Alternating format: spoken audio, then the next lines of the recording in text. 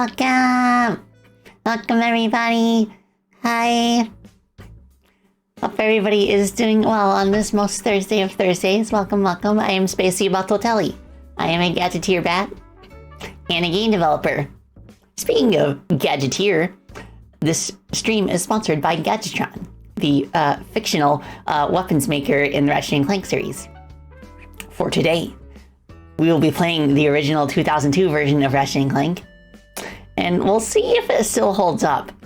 Now, the interesting thing about the first game is that it's definitely focused a bit more on platforming, with the gunplay being a bit more downplayed compared to later entries.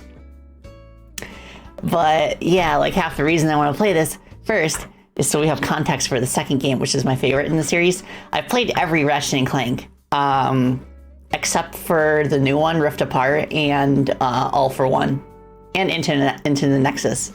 But literally every other Ratchet Clank game I've played. Some of them I've played multiple times, especially the 4 PS2 games.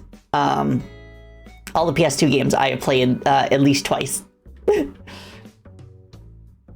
my goodness. But yes, welcome everybody. Hi Kit, Bandit, A Person, P, Rob, Double Cakes, Spec, Hi Don, Argo, Prismatic Cobras, Edge Drive. Welcome! You only played Ratchet 1 and 2? Those are still very good. E. Oh, Leo Hightower. Hello. Hope you're doing okay. Yeah, I'm doing okay. Yesterday was a bit of a self-care day for me. I took a bit of a break from everything, so I'm feeling nice and freshened up. Oh, thank you for care combo, Argo. Okay, I'll hop down.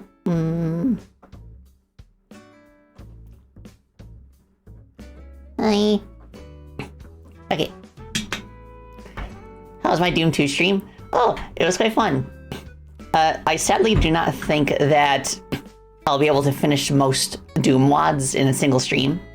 The average length of a Doom campaign seems to be around, like, I don't know, like 6 or 7 hours, if you don't know what you're doing. So, like, if I really want to commit to a playthrough, I'm probably going to have to, like, stream twice. But that's okay. So I'm sure that because we'll be coming up on some absolute bangers of map sets. Now that I've played through the original Doom 1 and part of Doom 2. Well, okay.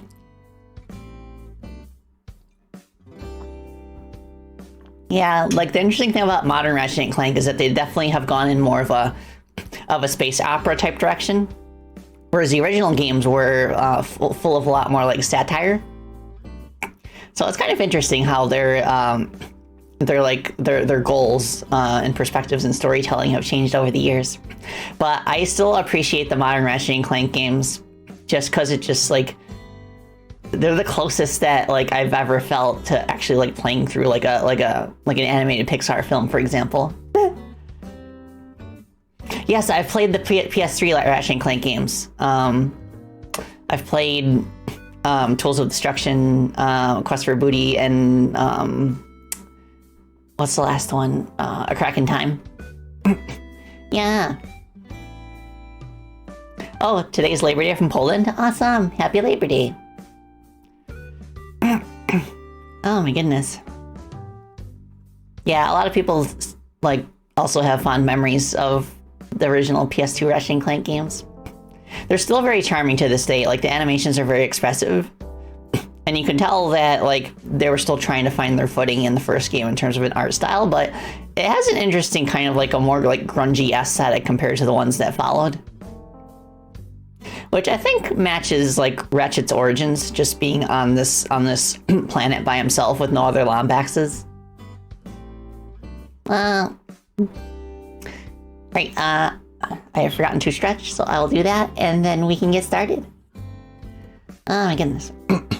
So I have slightly overclocked my PS2 a bit so that we can play at like double resolution. It's not much, but it should make it look a little bit like cleaner. Yeah, I'm playing the PS2 version.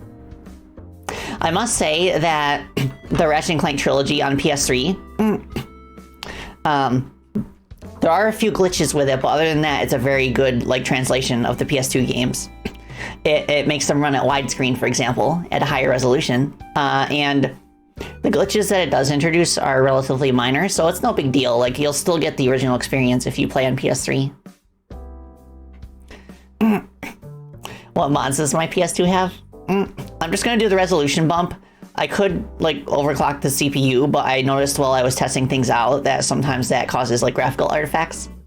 So I'm gonna stick to, the original CPU speed, so there might be slowdown in certain sections, but I think that's on the hardware side of things. So it'd be exactly the same as if you were to play on a normal PS2.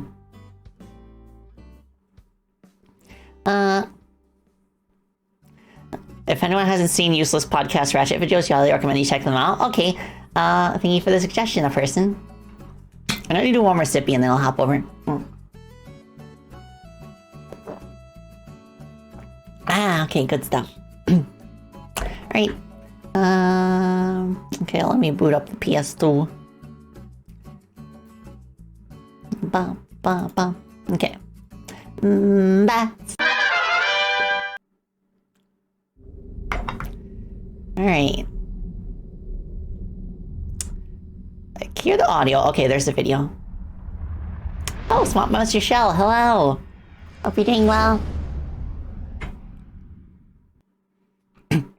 So, Bandit, depending on how long it takes me to get through the game, I might split this into 2 streams. And if I do, I'll grind off stream for the Rhino. Because it's too fun for me not to get on the first playthrough. It's so obscenely expensive that I guess the devs expected you to only get it in New Game Plus. But if you find a good grinding spot, of which there are several, you can get it in your first playthrough. Also, I love the title screen and main menu. It's just like, it's so, like, immersive. You just see Ratchet down there, like, fixing things up in his garage.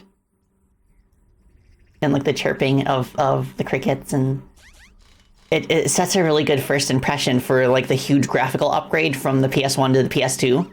Because the creators of this game, Insomniac, for those who didn't know, they worked on the original Spyro trilogy, which is another series of games that hold near and dear to me. So in the translation from in the upgrade to the PS2, they decided to go in a different direction for their next platform game, and that's how Ratchet Clank was born. Oh, Joker, I believe that's true. Clank's voice actor has been the same throughout the entire series. And Ratchet's voice actor, I think, has only changed once. He has a different voice actor in the first game, but they changed it afterwards, and I think they stuck with him at that point. Okay. Rob Browner gifted a tier 1 overwrite this. Joker THX. They have given 151 gift subs in the channel. Thank you for the gifted subby, Rob. Enjoy your emotes, Joker.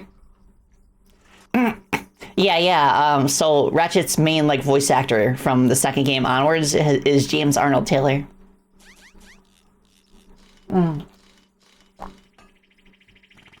I remember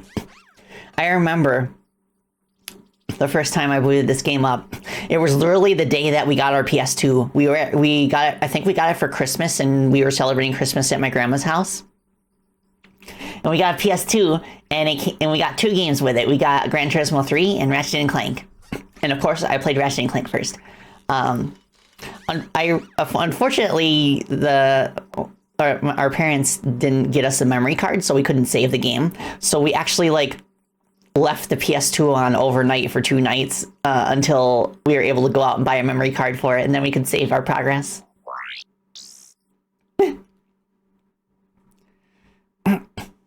Kaisel Plateau, Planet Velden.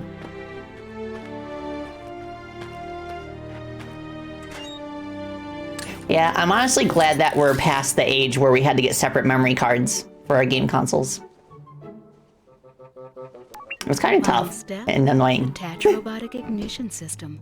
Thank you for using help desk technology. Poor Ratchet. Meanwhile, in a factory on a nearby planet.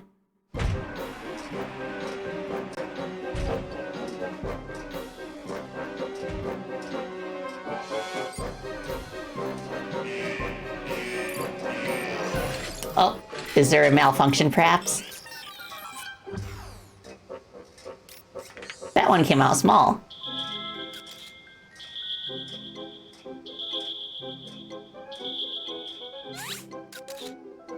Hello.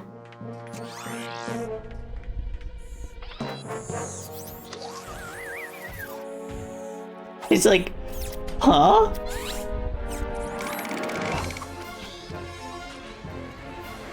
Okay.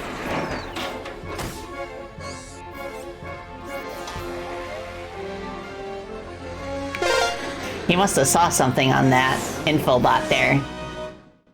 Novum Winters, thank you for the follow. I appreciate it. Hope you're doing well. Yeah. Pew, pew, pew.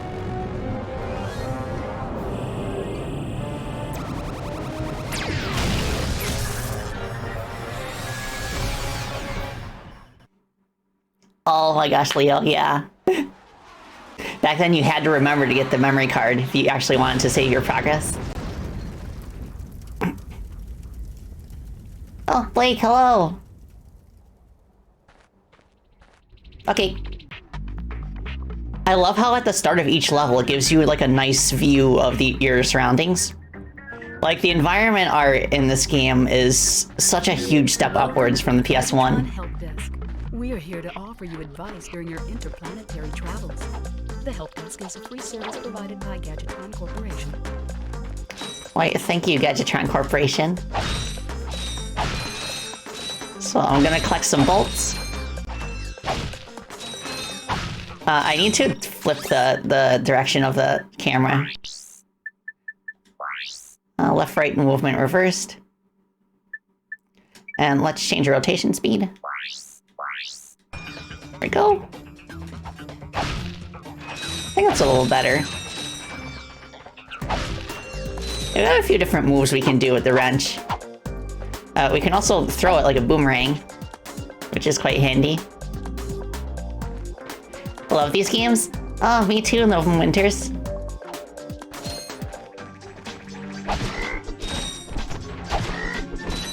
Gotcha.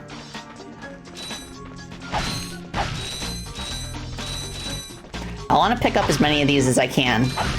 I'm gonna refrain from buying stuff at the vendor until I get this item called the Persuader that halves the cost of all the vendor weapons. I think if you wanted to do a minimalist run, I think the only weapons that you absolutely need, unless you know how to like clip out of bounds, is the Blaster and the Devastator. You start with the Bomb Glove, so I guess that's like a necessity too. So you can get through the whole game with just like the non-weapon gadgets and then the Bomb Glove, Blaster, and Devastator, and that should be enough to get you by. You can interrupt Help Desk messages by pressing the triangle button. To disable Help Desk messages, please select options from your pause menu. Save bolts for the best armor? Well, actually there's no armor in the first game. There are health upgrades though. I'm gonna try and refrain from buying all of the weapons too, just so it makes it easier to save up for the most useful ones.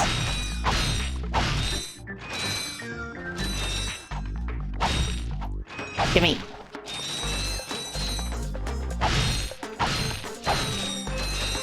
And the interesting thing. Oh yes, that's how we heal. So the interesting thing about bolts in this game is that their value decreases if you revisit a planet. So they kind of have like a rudimentary like anti-grinding mechanic built into the game. So there isn't really much point in revisiting worlds just to grind for bolts unless you're like abusing like an exploit. Which I will be doing in order to save up for the most powerful weapon.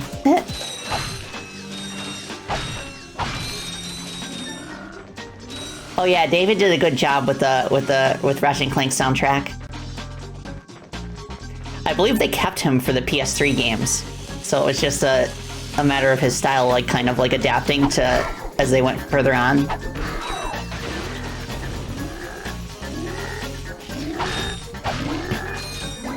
Also, I remember like an interview with the developers, like they specifically made these robots have like the lightning beam to teach players that to use the Bomb Glove. Also, they only appear in this level and nowhere else in the game. To use your bomb glove, press the circle button to equip it, and the circle button again to fire it. Oopsie. You can also use That's fine. We get to keep our bolts.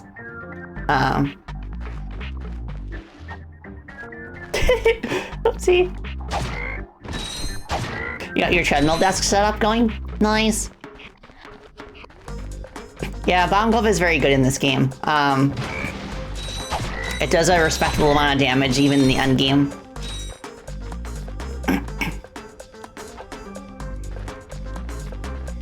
Wow.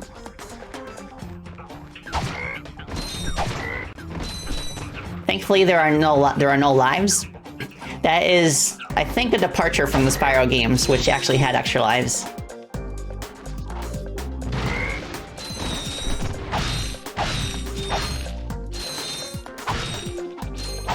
Wow.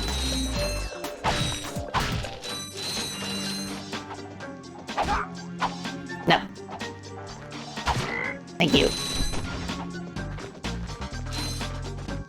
Do I have a favorite weapon from across the series? Yeah, I have a few that I remember, like, being lots of fun. The ones that can transform enemies into animals are always fun. Hope you're having lots of fun with this game as a part of my vastly favorite game franchises.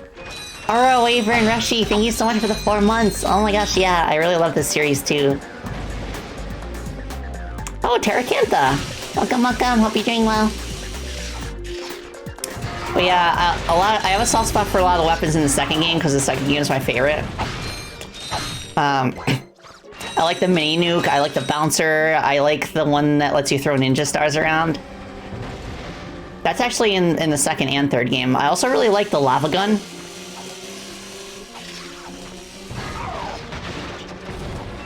The lava gun just like so unique and creative. But those are all weapons that we won't get this time around. The weapons in this game kind of have like a whole different aesthetic. They kind of look like they're like fused together from spare parts.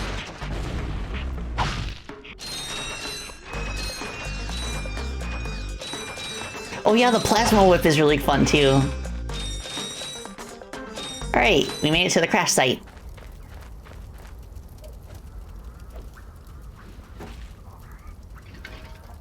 He's like, haha! I'm gonna take you for spare parts.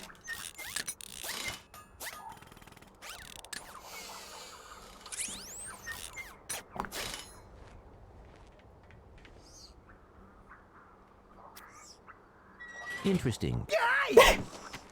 You're quite handy with your wrench. You bet. I built that ship with it. Currently, I'm in search of someone who could be of assistance in saving the solar system. Do you know where I might find that fellow? Well, he's on the radio every week. Other than that, no. Hey, what's with all this save the solar system stuff anyway? Hello, citizens of... My race Insert planet here. has a small problem. Our planet has become so polluted, overpopulated, and poisonous that we are no longer able to dwell here. But I, Chairman Drek, have a solution. We are constructing a pristine... Oh, also fun fact. The voice actor for Chairman Drek, he voices Captain Gantu in Lilo and Stitch. You might ask? It took me a while to figure that out, but when it clicked, I was like, whoa, okay. Understand. We will be extracting a large portion of your planet and adding it to our new one. Unfortunately, this change in mass will cause your planet to spin out of control and drift into the sun, where it will explode into a flaming ball of gas. But, of course, sacrifices must be made. Thank you for your cooperation. Cut! And if you don't like it, you can take your whiny, sniveling, snot-nosed populations, form a line behind me, and kiss my... We're still on? Well, turn it off, you idiot! The people on those planets are hosed. Well, good luck getting Captain Quark to help you. Actually, you could help me. If you could use your ship to take me to the coordinates contained in this infobot, I might be able to gather further information there. Even if I wanted to, I can't. I'm missing a crucial component of the ship. the robotic ignition system. Nice. How did you know that? I, sir, happen to be equipped with the latest in robotic ignition systems. My programming allows me to start any ship I choose. So, I agree to take you to this wherever it is, and you get my ship started for me? That is what I'm proposing. It's not like they have much choice now. Deal. Chairman Druck's flagship, Velden Orbit.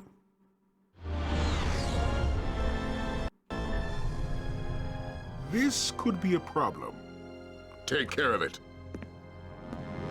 Gee, I wonder who that could be. Oh, this is great!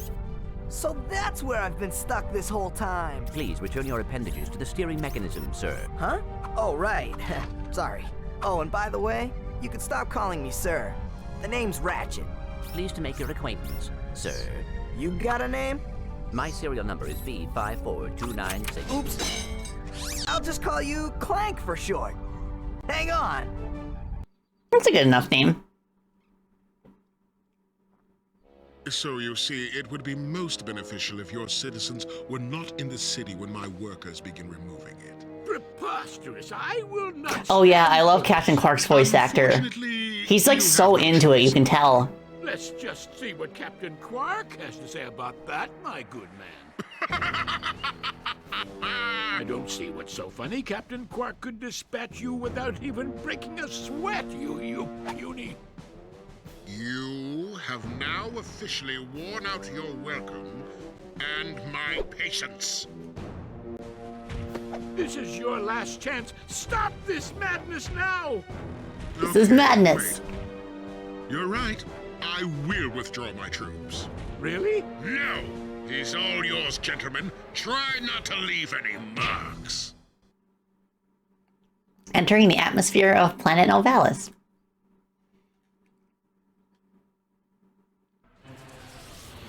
Meow! Eep! Clank? Where are you? Oh, sorry about that. Well, we're not leaving the way we came in. Perhaps we could procure a ship from one of the inhabitants. If there are any left. Oh yeah, the Ratchet Clank movie. It's really cool that they got to do that. But I think the specific parts that people had like a problem with are things that will like be like revealed later in the story in this game. I think it's just the way that it deviates from the first game in terms of like Ratchet and Clank's relationship. That was kind of the sour point among a lot of fans. And I think it would have been cool to see them like replicate the first game more closely. Okay, so we have a couple of choices. We can go down there. We can go into this cavern, which, if I'm not mistaken, there's nothing up here except bolts. Or we can go this direction, which I believe there's something up here. One of these two paths has nothing in it.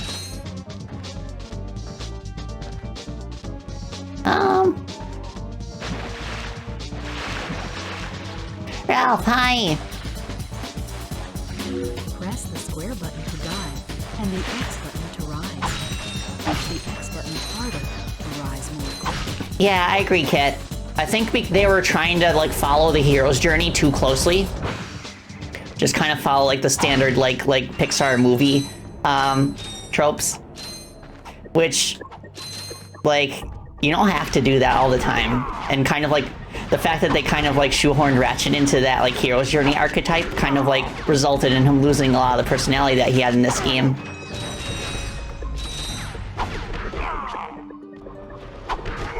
Yeah, I think this is the path without anything but bolts. But it's alright.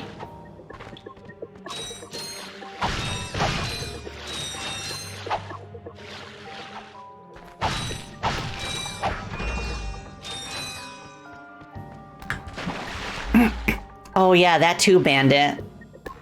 Like, they kind of like really took a big risk with the changes they made in the Ratchet and Clank film, and it did not pay off, and because of that, like, we didn't get any other movies based on like PS2 games.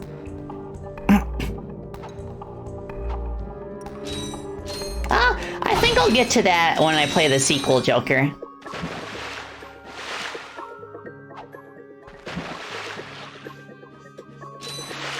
Yeah, Spec, I do like that there's a separate animation if you're just wading in knee-deep water.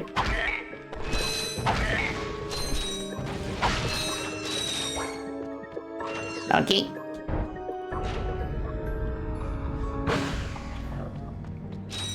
Yeah, apparently they were planning a Sly Cooper movie. I've never played Sly Cooper. That might be a good game to play at some point in the future. Oppa. And here we go. Oppa. And this is the Gadgetron vendor. This will allow us to buy new weapons. Hi there, Fuzzball. Hello. We can't afford it anyway, but I'm gonna refrain from buying anything until I get the Persuader.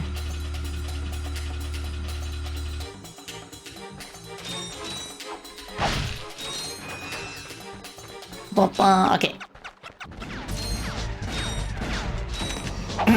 Now, if you're coming into this game from the other Ratchet Clank games, you kind of have to adjust to the fact that, like, the focus is less on gunplay and more on platforming. So for most combat encounters, you'll either want to use a weapon that lets you snipe people from a distance, or just get right up in their face. Like, the combat is very melee-centric compared to, like, later entries.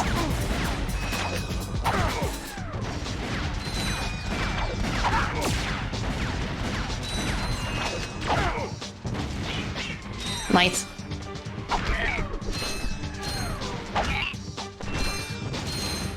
And that's especially true if you spend most of the game with a Pyrocitor.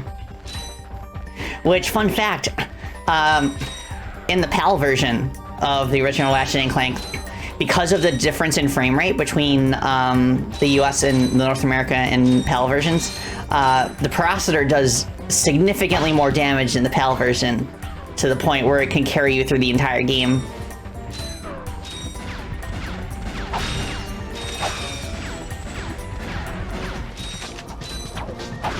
Gotcha.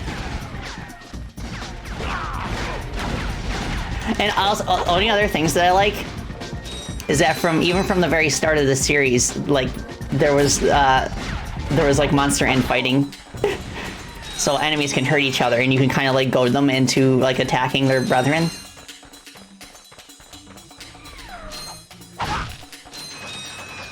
Okay, we can't really do anything with this yet, but eventually we'll be able to.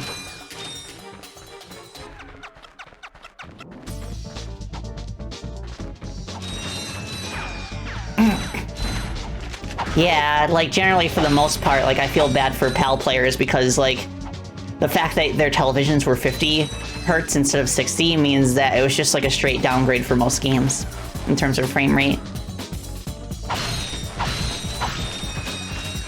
But thankfully, the frame rate is now consistent between regions in modern times.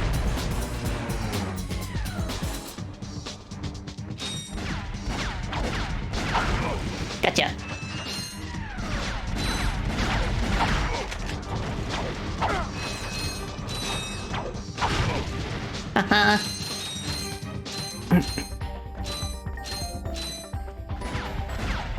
Yeah, no reason to waste a bomb glove on these guys when we can just swing at them like this.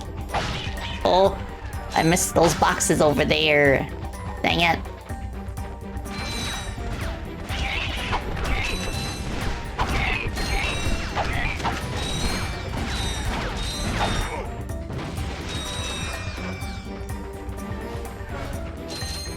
Okay.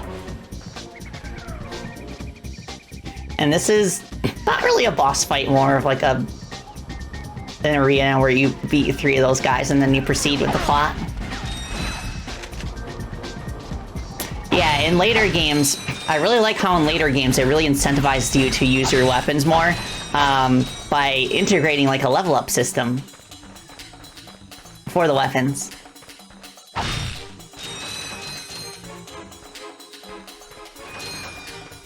Okay, more bolts over here.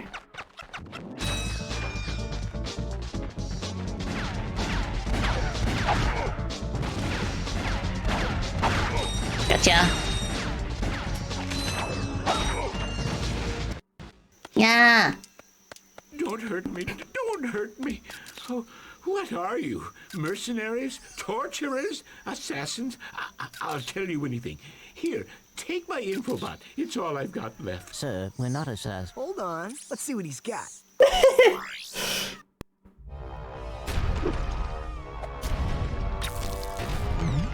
That's Captain Quark. Has this ever happened to you? Hi, I'm Captain Quark, and believe me, there's nothing worse than staring down a Blargian snagglebeast from the inside and knowing your equipment isn't functioning properly. That's why I come to Al's Robo Shack for all my electronic needs. Al has been the exclusive repair shop for my super electro gadgets since I was knee-high to a sand mouse. If Al can't fix it, it's not broke. Right, Al? You said it, pal! So if you're fighting crime, or just fighting grime, come to Al's Robo Shack in Metropolis for all your robotic repairs. Al's Robo Shack, it's Quarktastic! Yeah, I know, right, Edge? I love how much nuance there is in the facial expressions, despite how old this game is. Really sold out. No, it means Captain Quark is on Metropolis. We could tell him about this invasion. If we had a ship. What? A ship? What? You're not going to torture me? Well, as planetary chairman, I could arrange for you to borrow our courier ship. Cool. You can count on Let's that. go. Right. Thank you, your chairman shipliness. Gadgetron Awesome. robots give you coordinates for new planets. You should press the select button to bring up the map and go to your ship. It's marked with a star. Can we warp to the ship? Nope. Okay, we just have to go back manually. But this gives me a chance to get those boxes that I missed earlier. Bumpa.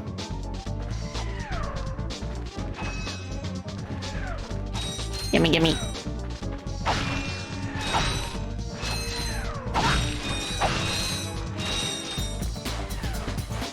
Already up to 4,000 bolts. Nice.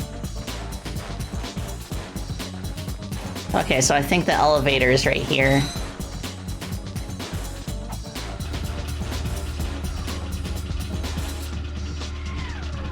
Nice.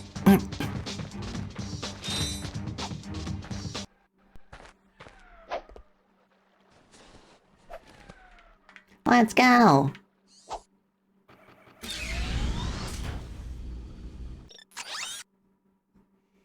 Okay.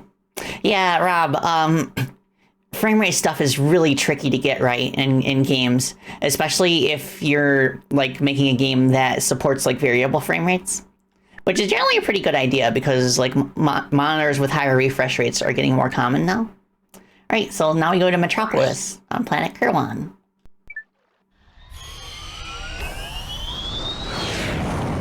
Nice.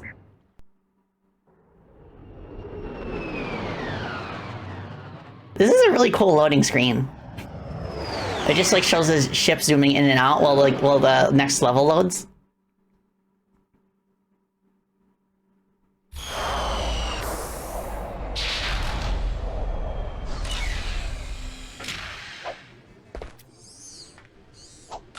Nice.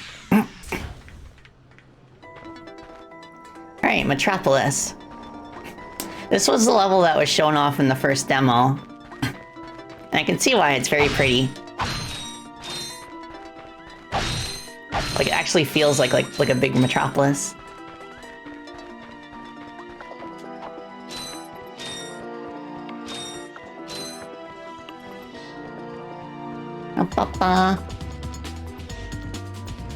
Ooh, obstacle course.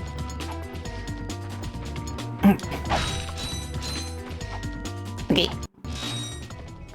Welcome to the Captain Quark Fitness Course. If you're strong enough, fast enough, and clever enough to beat my fitness challenge, you will receive a reward from my head trainer. Simply make your way to the third island to complete the course. Good luck.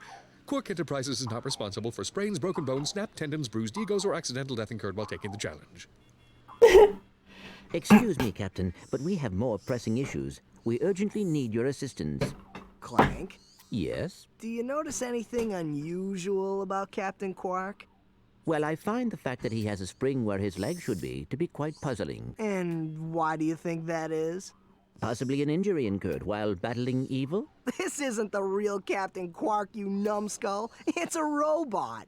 Oh. Oh, he looks so disappointed. Yeah, hi Don. I love what they did with the environments. Well, okay. Time for more platforming. Also bolt collecting.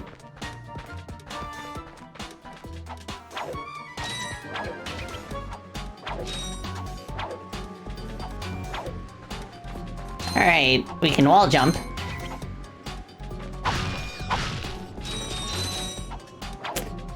We want to be careful around these bomb crates. You could always just use a weapon to shoot them from a distance, make them blow up instantly.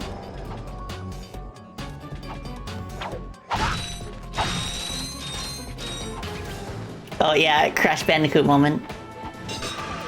Nice.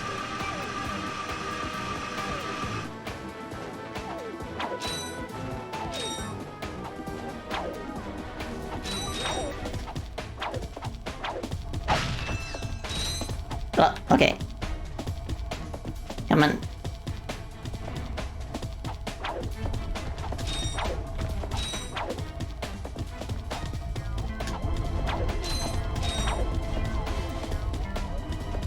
Yeah, double jump doesn't really give you, like, additional height. It just kind of, like, stalls you in the air.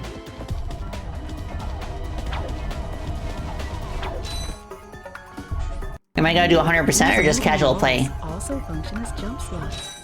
Jump and jump again to kick off the wall. I'm just gonna do casually, but I will grind for the Rhino off stream if I need another stream in order to finish it, which I probably will.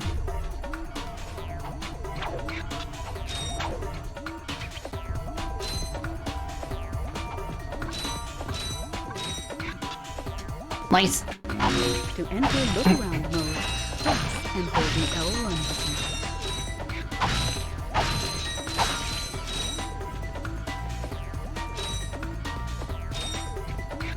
button. Have fun grinding. Oh, there are methods to make it pretty painless. Ah! Eagle, thank you so much for the follow. I appreciate it. Welcome, welcome. Hope you're doing well. Listen up, you loudballs! That was the most pathetic display I have ever seen on that obstacle course! What do you mean? We finished the circuit, ma'am. Oh yeah, but it is weak. When I was competing, I would devour courses like that for breakfast. Bet that's not all. If it were up to me, you would drill for the rest of the day.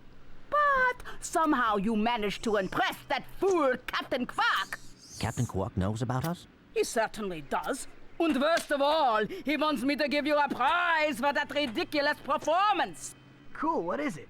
I'm supposed to give you a swing shot, so you can sway to and fro like little insects. All right, let's see it. Not so fast. Today, the two of you disgraced my obstacle course, so I am going to make you pay. But that prize is ours from the captain. That's not fair.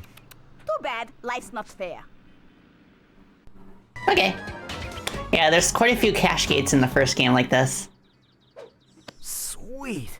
I bet Captain Quark uses stuff like this all the time. Ha!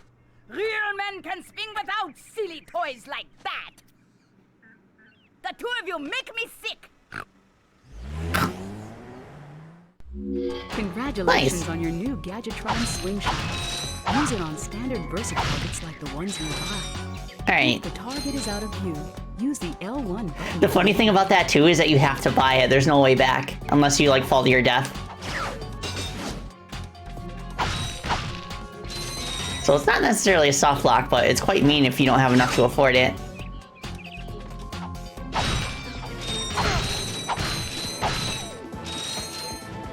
Give me this. Okay. Nice.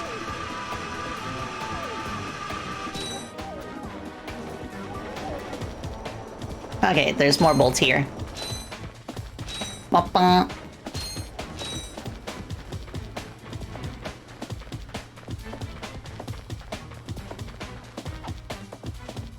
Can I break these? I can. Let's go.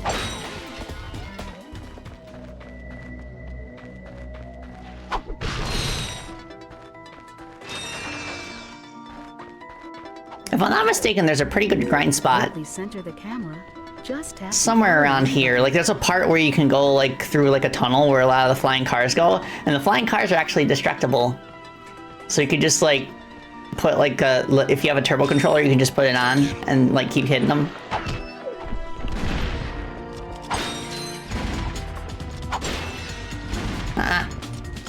Can I wall jump up this? Nope. Just figured I'd check. Okay, this dude takes 2 hits.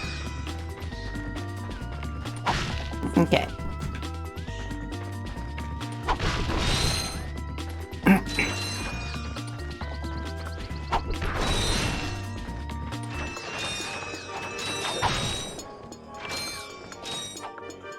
Get him. Alright. I think there's an item that increases the magnet range of bolts. Oh, I don't have my bomb glove equipped yet. There we go.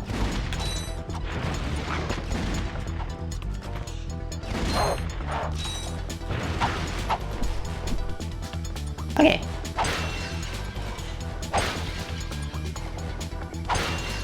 He just runs.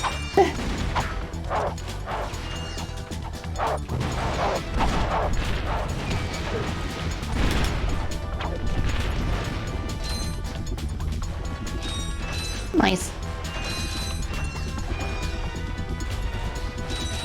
What did the lamps do to deserve this? They contained bolts.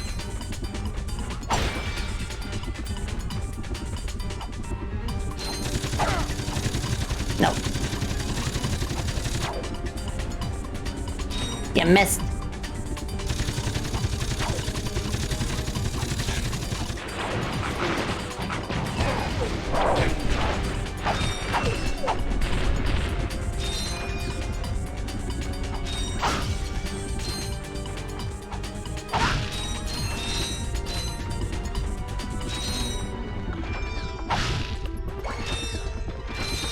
These and these.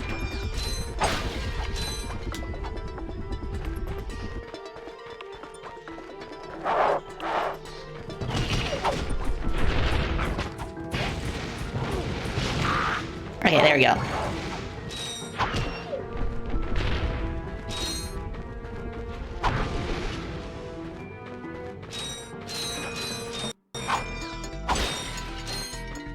Yeah, it went flying.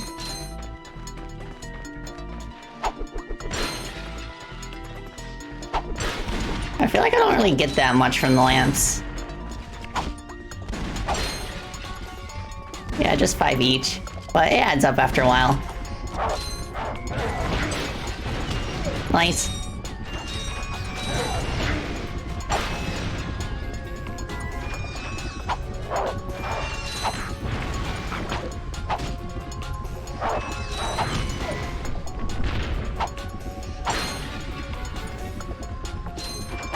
Nice.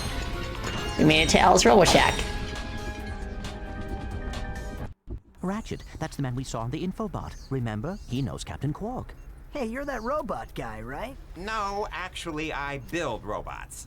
I myself am not a robot guy, per se. Nerd. I like him. So, now that we've cleared that up, what can I do for you? Well, we saw your infobot announcement. You were with Captain Quark. We're trying to find Captain Quark. We thought you could help us. Your logic is commendable. However, I haven't seen Captain Quark since we shot that commercial. Say, do you run on standard XP18 sister boards? Version 7.66. Back at ya. I may be able to help you out after all. How does a helipack upgrade sound? Let's go. Match. Since he's a 766, I could have the little guy up and flying in no time. Of course, I'll just need my fee for service. Of course. Okay, this won't hurt a bit. Hey, wait. Ratchet, am I cool now? Yeah, you the man, Clank. You're welcome. Nice. I wonder there's any Easter eggs in here. I guess not. Try using the Helipack's boost jump feature to climb these boxes. Alright, let me get Press the these. R1 button to crouch, then jump. Nice. You'll need your new Helipack stretch jump feature to cross this gap. While you're running, crouch using the R1 button and then Awesome. Have I played the Sly Cooper games? I have not. I missed out on those when I was a kid.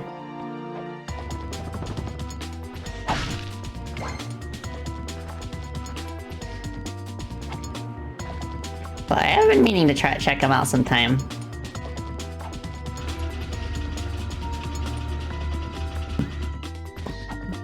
Ratchet's a little bug-eyed in this game. Yeah, throughout the PS2 quadrilogy, he has the bug eyes. the glide feature of your new Helipack. Jump, and then press and hold the X button in midair to glide. Nice.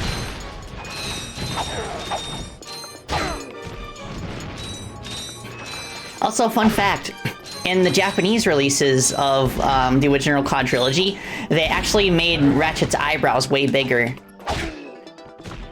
Because I guess they had like a survey or something, and like Japanese kids liked it when his eyebrows were huge like that. So it's kind of interesting. Yeah, the long jump actually lets us get around faster too. Ah, thank you for head pats. Ah, so nice.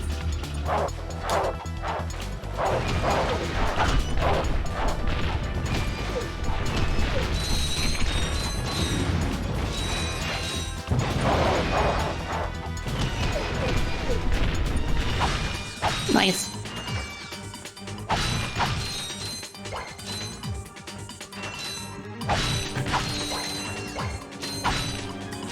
Ba, ba, ba, ba.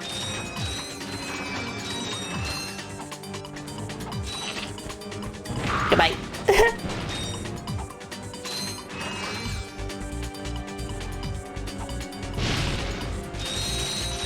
Thank you. And we're right back up to what we were before we got the helipack. Yeah, 2's my favorite too, Bandit. I can't wait to play that one.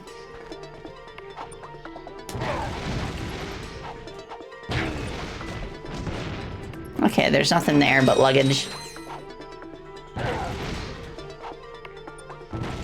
Okay. It's just gonna stand there. Can I go over this? I can. And there's something over there. A gold bolt, perhaps.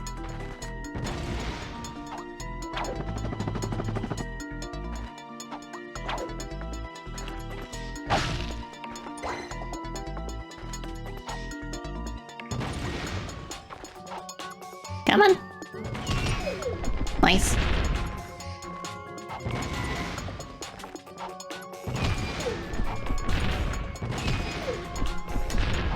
Let's get that spawner.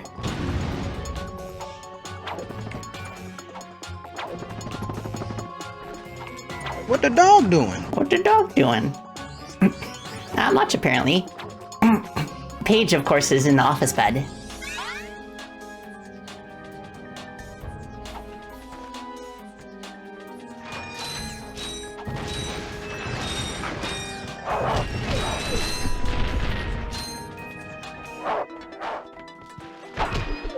Okay.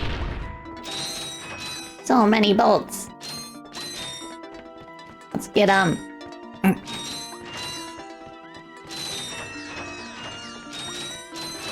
I believe in subsequent games they gave the bolts a little bit of a glow to make them easier to spot.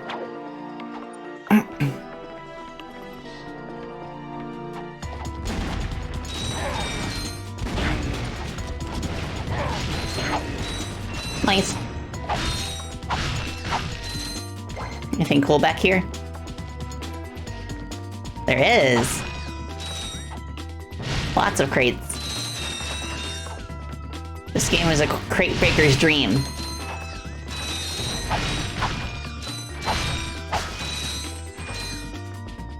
Nice.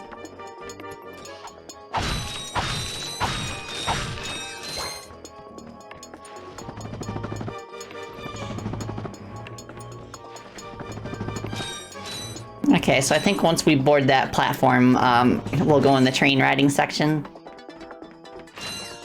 Okay.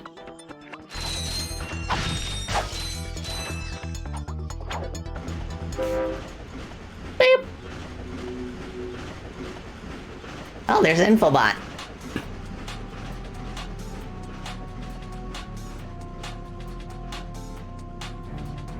Okay. Just gotta be careful not to fall.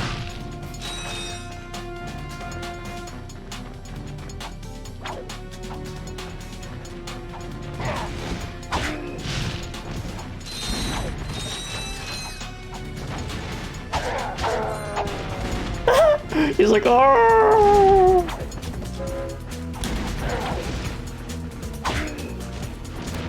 Of course, if they fall like that, we don't get any bolts from... I don't think we get bolts from them anyway, regardless of how we kill them. Okay. I want that. Oh my goodness.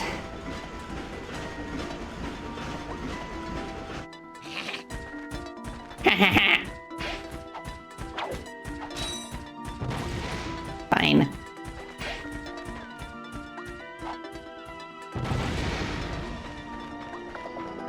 Okay, anything cool here? Yes.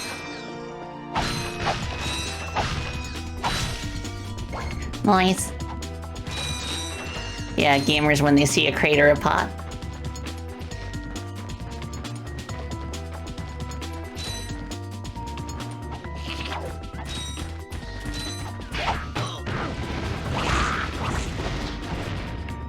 Sweet. Come here. Greetings, Executive Chairman Drek. Dispense with the pleasantries, Lieutenant. My sources tell me you're behind schedule. You must prepare this Schedule. planet to be harvested for our new world. Yes, sir. As you can see, everything is moving along as planned. I'm counting on you, Lieutenant. And as your former commander can tell you, I don't take disappointment well. Yes, sir. I won't fail. Of course you won't. Destroying yet another planet. Yeah, but if that's Thingy for the lurk, mighty. I don't think we have anything to worry about. Yosh. You should not underestimate Chairman Drek. He is quite dangerous. We must find Captain Quark. Look, that lieutenant doesn't seem so tough. Let's take him out ourselves. Perhaps we can persuade the lieutenant to tell us where Drek is. Now you're talking. Heck yeah. Okay, I think that's everything we can do here for now.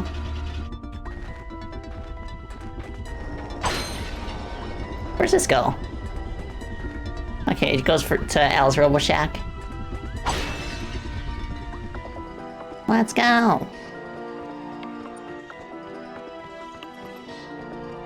Lockdown, hi. Hope you're doing well. I'm doing well, thank you. Okay. Is there anything else to do? Explore the waterworks. Okay. Yeah, I did miss something in Novalis. Okay. I'll go back there. If I'm not mistaken, there's an infobot here too.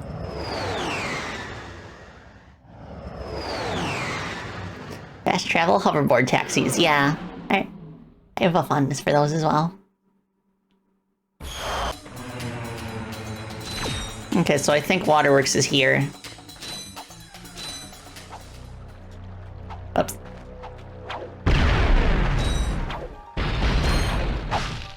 Okay. I mean, Mighty, now that you think about it, Atlas has floating platforms, so I think it makes sense for them to have hoverboards.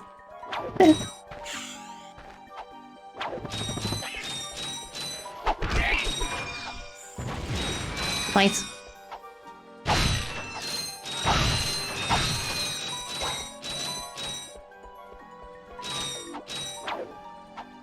Come on.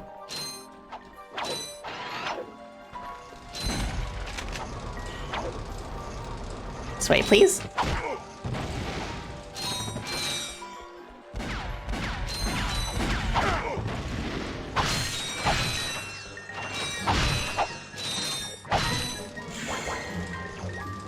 Okay. Just go up here. This should actually be a little bit easier since we have the helipack upgrade.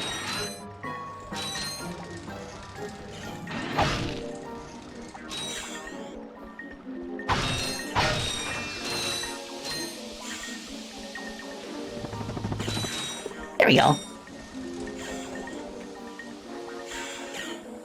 This way maybe?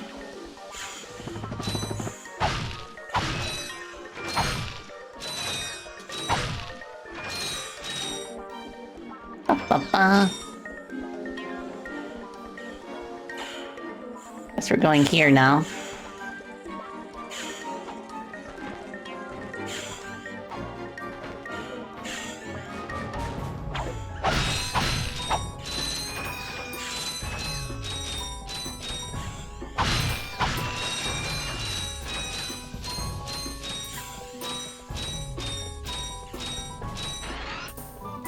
Nice. Yeah. Blast it! It's the plumber. Look, plumber's crack. What did you just say? I said, look, the plumber's back. All right, wise guy. Shouldn't you be on one of them escape transports? Escape transports? Newsflash, giant robots attacking. The escape transports are taking all the rich folks off this god-darn planet. So why aren't you on one? Socioeconomic disparity. What? He hasn't got enough bolts. Working people have to wait for Captain Quark to save us. Well, got anything worth a lot of bolts? I got this thing. Shows two weirdos ditching their ship. It's got coordinates to a desert planet, too. An infobot. Ratchet Nice. could use that. Only 500 bolts too. He's like, see ya. It's me, Super Mario on the PS4! Woohoo! Yeah, I like how he says coordinate. Solar ship Radical. We seem to be under attack from the planet's surface. Relax, kid. It looks like some sort of fireworks display. Probably in your honor. Whoa! That was close. Ah! Pipe down, I can't concentrate. Oh, we've been hit! An unexpected detour. When we land, I'll see if I can steer. Oh, sorry about that, Alfie. We're not gonna live that long. Kid, let's M-screen. Eject! Eject! Did you see that guy on the left? That was Skid McMarks. Does he know Captain Quark? I doubt it. He's a pro hoverboarder, always going off about how cool he is. Looks Ahmed, like he's thank in you for the trouble. follow. I appreciate it. I've never seen Hope him you're doing look so well. freaked out. Gosh, Ratchet is such a surfer dude in this game. He's like, whoa!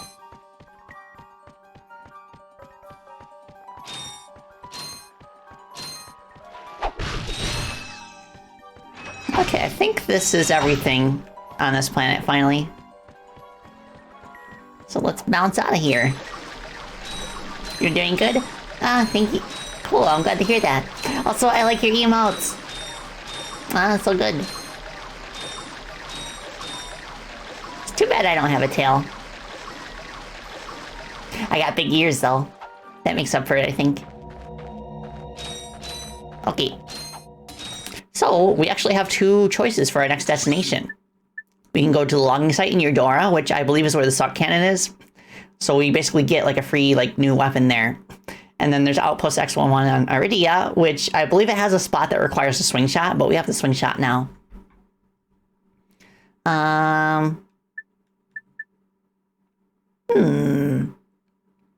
Yeah, let's go to Iridia first.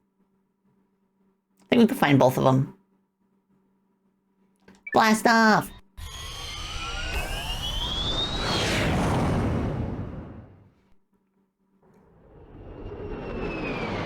Meow.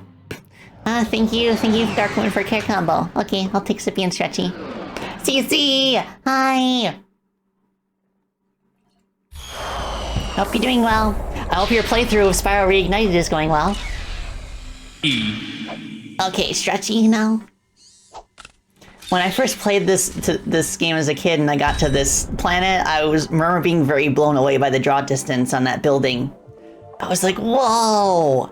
I was like, I couldn't believe that video game graphics could get this good. And, oh my goodness. Yeah. Still looks pretty good, honestly. Like, the whole series is full of those, like, wow moments in the environment, which really speaks to the strength of, like, art direction. Oh, there's Skid. Yep, if you know the tricks, you know. Skid McMarks. That man from the infobot. In the flesh, little dude. You guys get a load of that epic space battle I was in? We saw you, screaming for help. That was like a war cry. My agent and I got ambushed on the way to hoverboard practice. Did he survive the crash, sir? He's okay, but I've had a little trouble getting back to my ship due to my sprained ankle. Oh, come on. If you can take out all the sand sharks, I just might have a spare hoverboard for you. We'd love to help you, Mr. McMarks, but Ratchet and I need to find Captain... One of your boards? I've always wanted a decent hoverboard. Well... I didn't actually talk to Skid McMarks until, like, the end game, so that made Clank's comment about them trying to find Captain Quark make no sense. So you can put off helping him until, like, the very end if you want.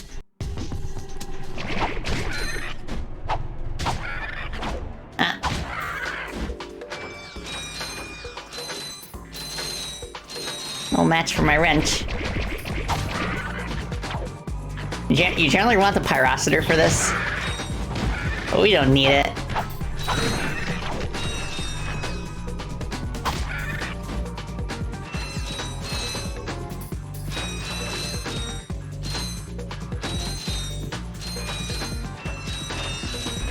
Give me these.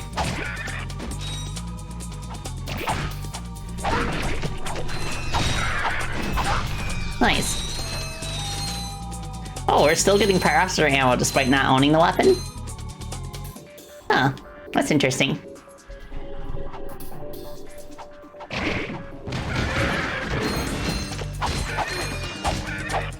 Gotcha.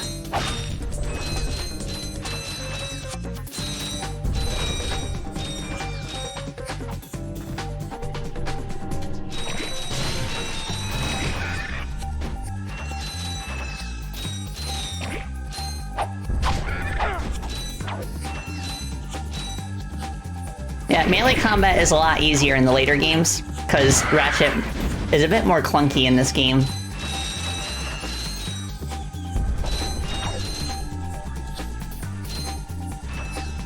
Okay.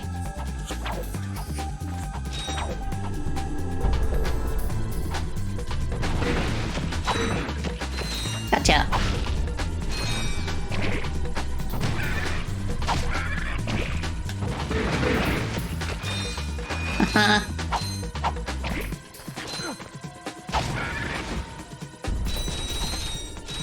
Yeah, first game syndrome.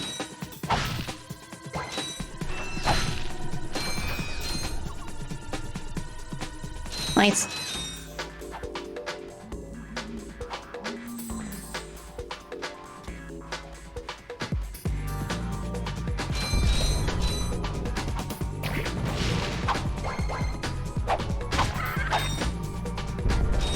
Is that all of them yet? I guess there's just these two spawners left.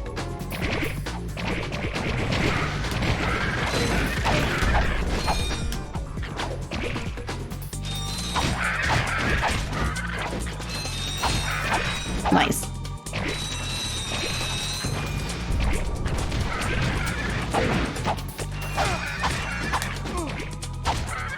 Haha.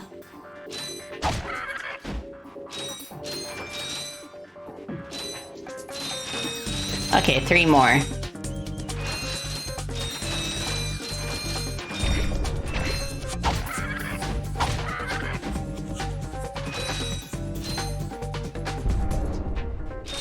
Nice.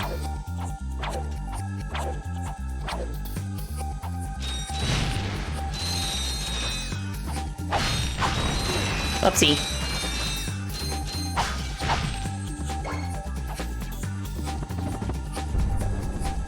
Okay. Just gotta look around for the last one.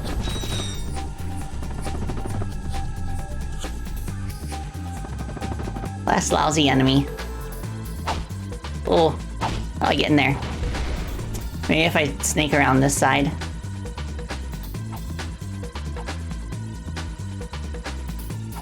Aha! gold bolt. Haha. I wonder what those do.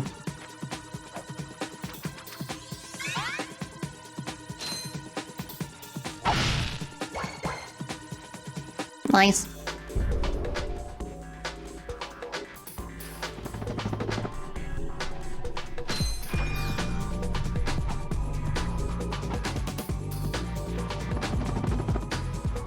Okay, where are we?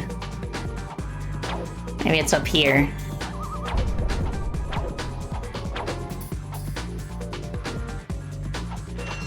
I don't see anything.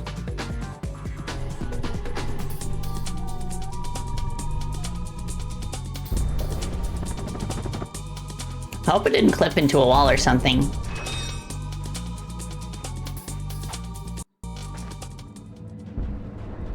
Yes?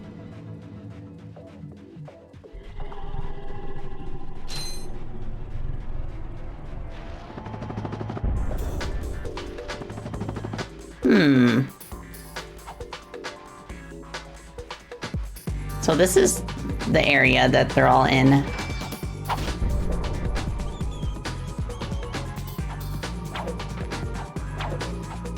Oh, so the gold bolts are what unlock the cheat codes?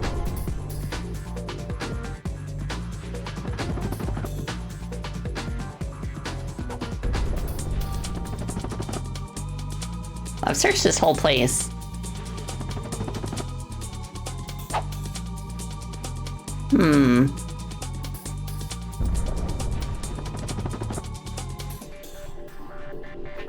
I don't see anything.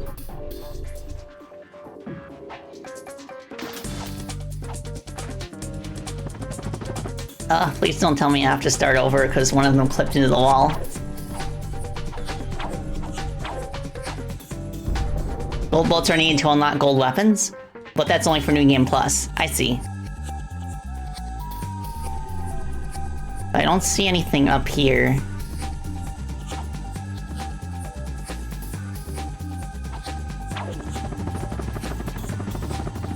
But yeah, they all start buried in the sand.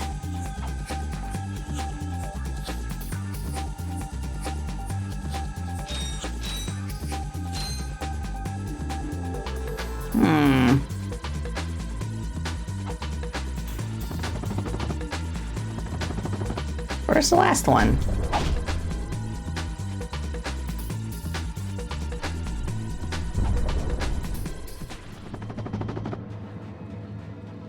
What do we actually get from this?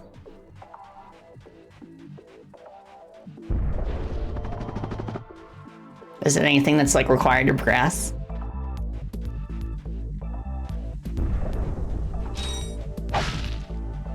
The hoverboard, if you remember. Dang it.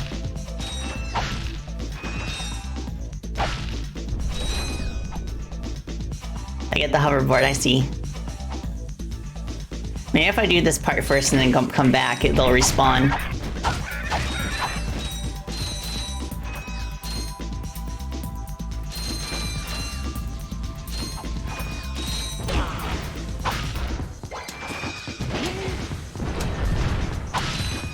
Okay.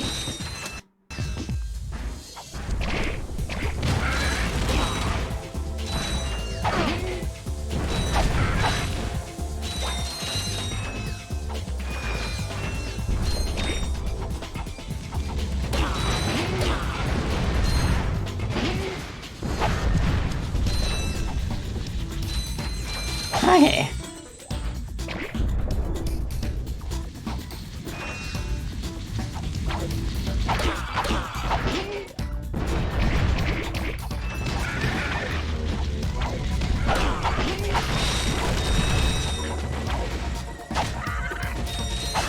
Nice.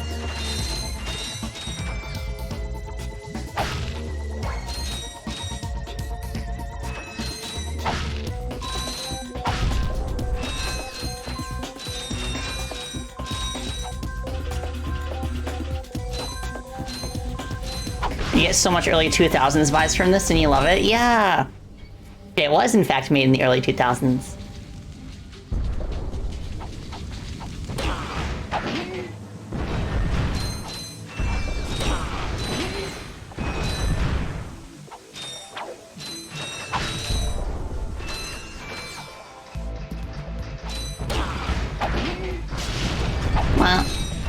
It came out the year you were born kit? Nice. Whoops.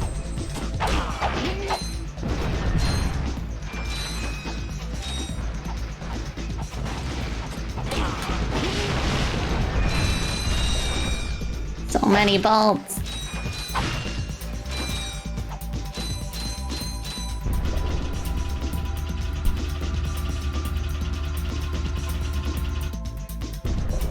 Okay.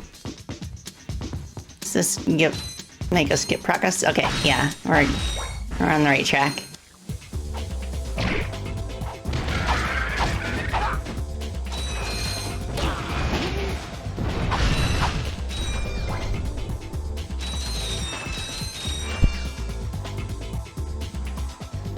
Was there a Jak and Daxter Easter egg in this game? I'm not sure. I know there's one in the second game. Because, fun fact, Insomniac, like, Naughty Dog, the creators of Jak and Daxter, they let Insomniac use their physics engine. So they're kind of like siblings. Like sibling game projects.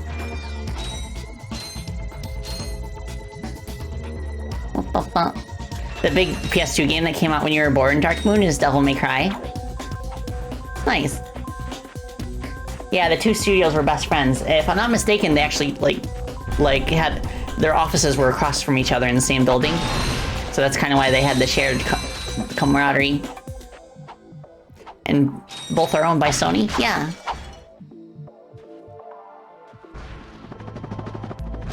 Nice.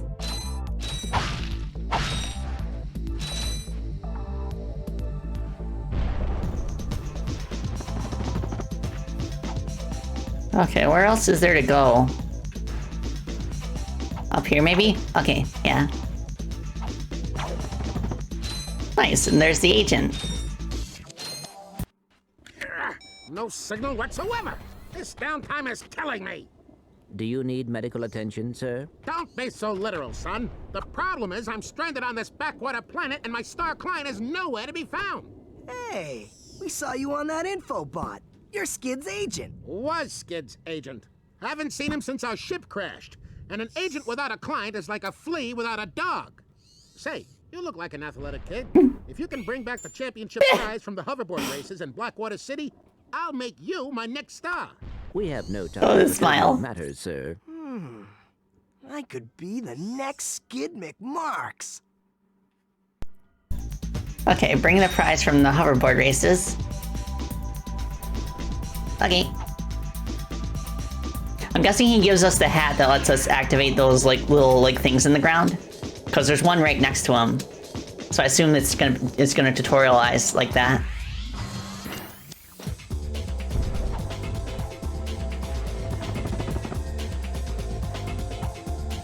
All right, let me see if that one sand shark respawned yet.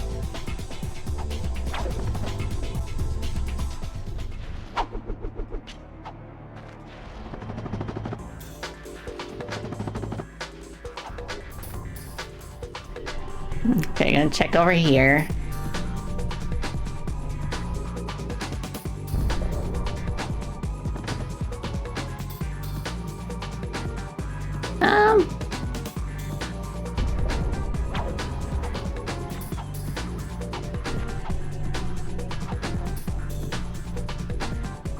I still don't see anything.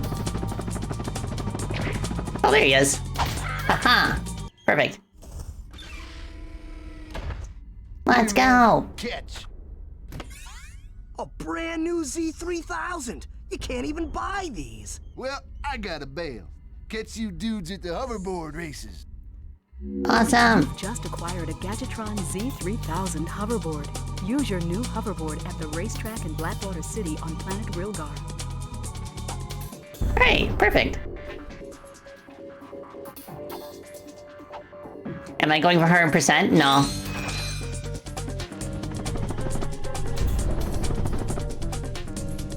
All I care about is getting the rhino.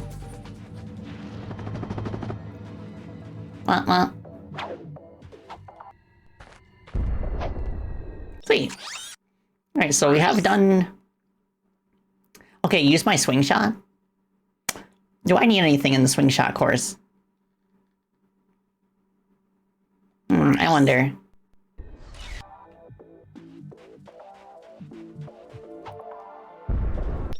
Okay, let's see. Where's the swing shot course? I think it's, yeah, I have to go left now. So on the map, the yellow is where you've been, the gray is where you've yet to explore. Your school is having you do all your code testing on their Linux server, but the server keeps crashing, so you can't finish your homework. No! Hopefully they accept that as a valid excuse as to why.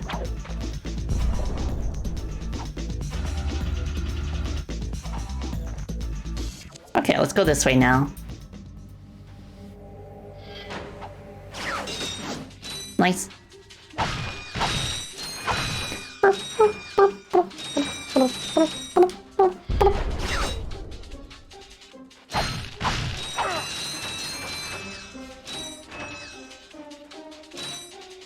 Okay.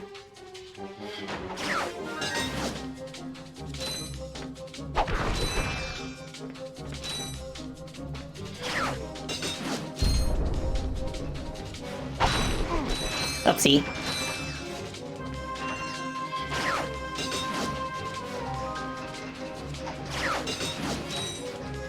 There we go.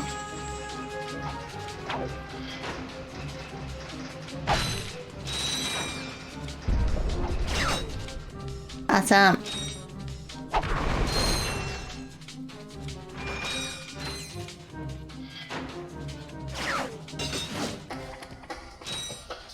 David Beauregard deserves his flowers for the soundtrack in this game. Oh my gosh, yeah.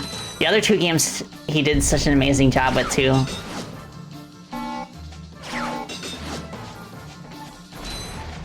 Okay.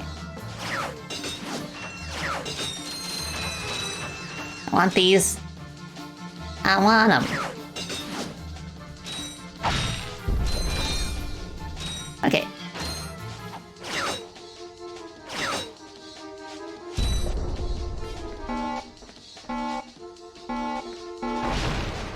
There we go.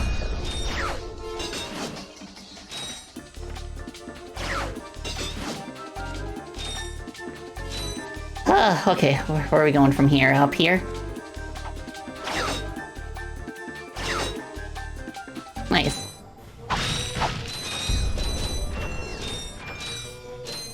Awesome! Some kind of hacking device. Yes! It's a trespasser.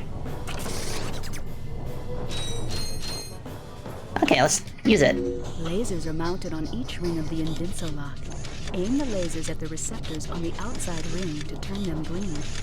All receptors must be green before the Invinso lock will open. Yeah, it's just a little puzzle mini game.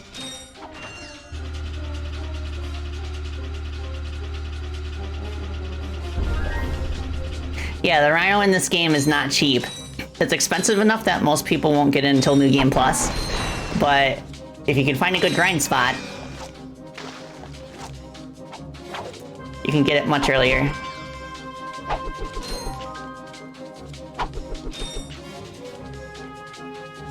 Ba, ba, ba.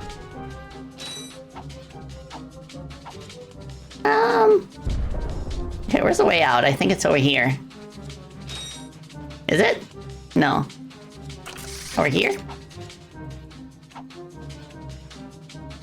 No, elevator. Wait, no, that's where I've been. Okay, no, it's this way.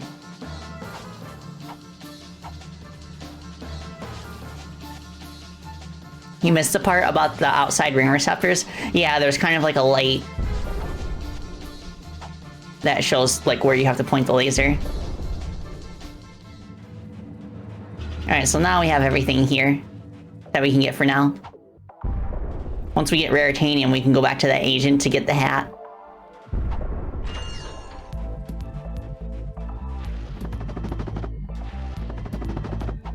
Lights. Okay, so now the logging site on planet Eudora. This will get us a very nice weapon for our troubles. Meanwhile, aboard Executive Chairman Druck's flagship, Eudora Orbit. Yes, quite lovely. That should just about do it. Commander, we are finished with this world. Commence towing our planet to its next destination. Lieutenant! Yes, sir. You have fulfilled your tree quota. Barely. We are ready to return to base. Not so fast, Lieutenant. Just because we don't need any more trees doesn't mean they should have them. Destroy everything. Good luck with that. We're coming for ya. Meow. Meow.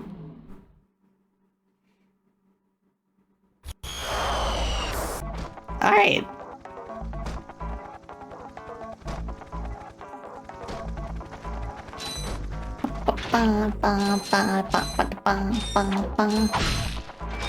Oh, okay, we can use our trespasser here.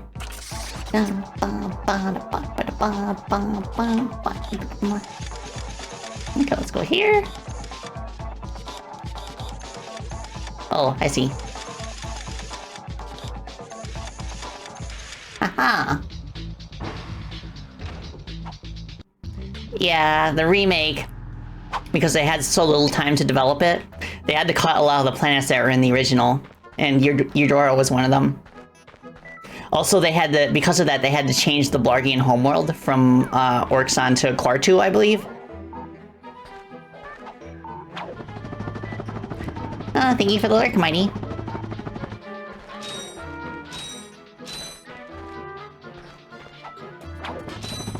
Okay. Nice. So we needed both gadgets for this. And then the game was just sitting there for months because the movie got delayed. They couldn't adjust it anymore before release. Oh no.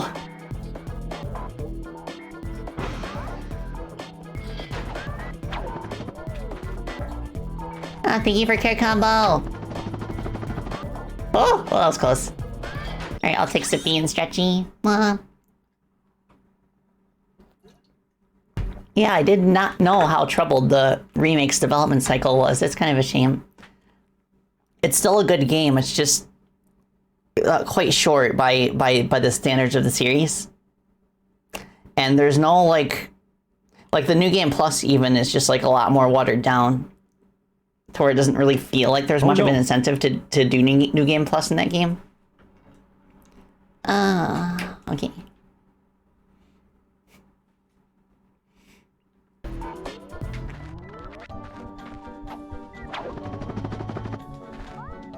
Phew. Okay.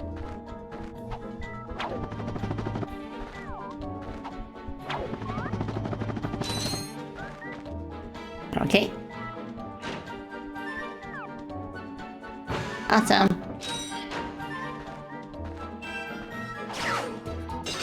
Thank you.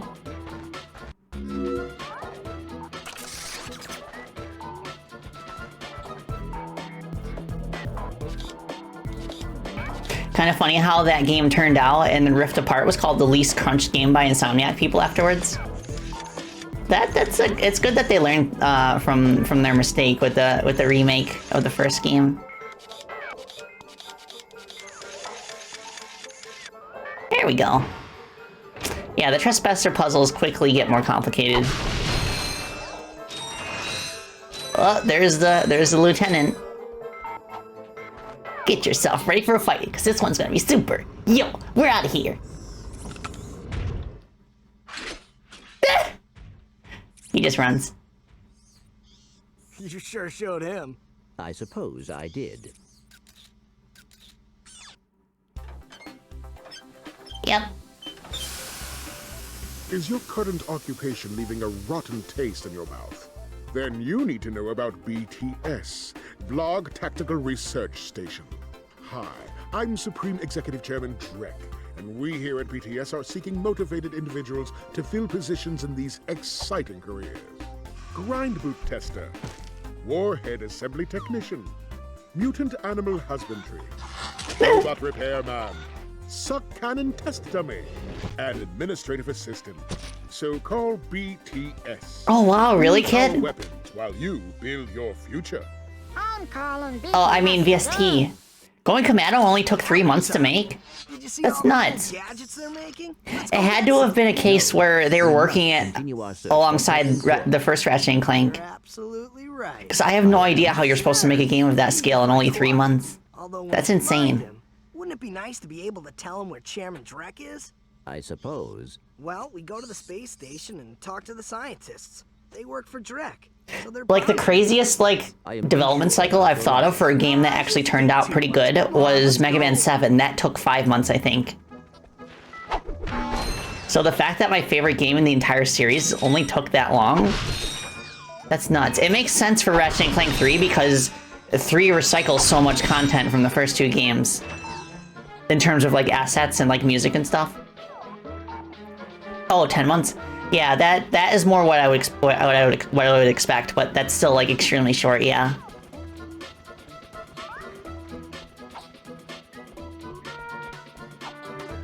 Oh, wait, no, this way.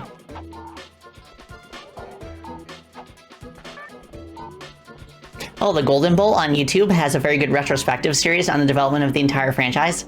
It's an excellent deep dive into the history of the series and of Insomniac's work culture as a whole. Oh yeah, that'd be really cool to watch if I have like a Chatty Batty stream sometime. I'll have to keep that in mind. I need to start making a list of videos I want to watch.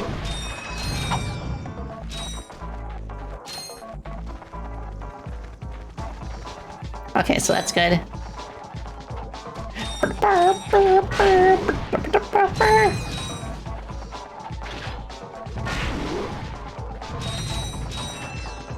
It's frankly wild they had time to include a secret versus mode. Oh my gosh, yeah, in Mega Man 7. On top of everything else. Yeah, somebody showed me a video that was posted on Twitter of a fan remake of Mega Man 5 for the Game Boy that's in Mega Man 7's like style. It looks so good. I'd love to play that when it's done.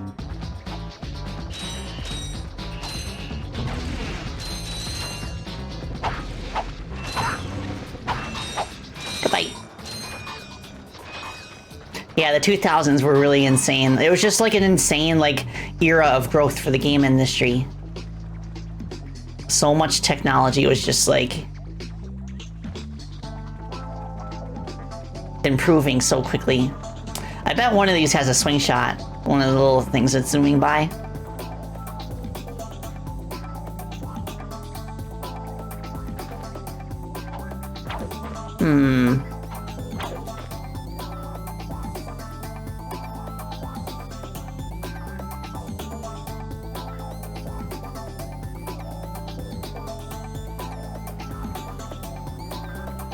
Where are we going here? There's gotta be a way over there.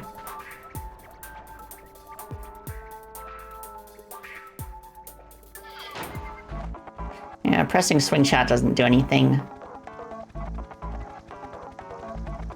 Maybe if I do like a long jump. Nope. No! Ah!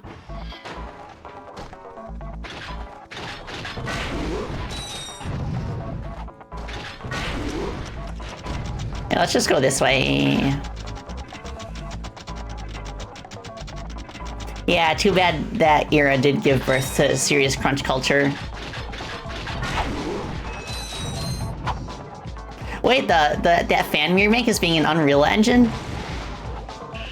I've never seen a 2D pixel art game made in Unreal. That's unreal.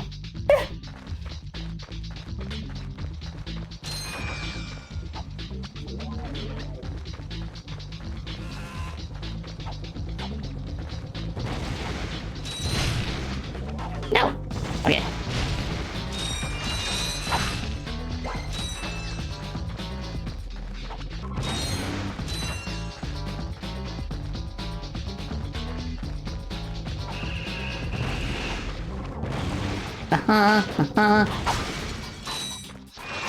Explode.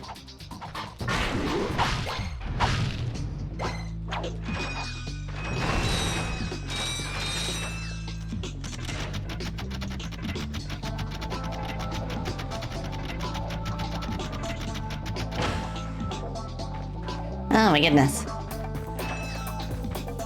So there's a panel back here where I can wall jump. So I will go up here first.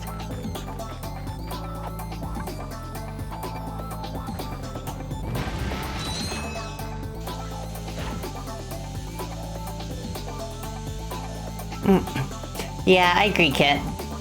I do respect Insomniac for seeing the issue and how it was affecting their developers over the years.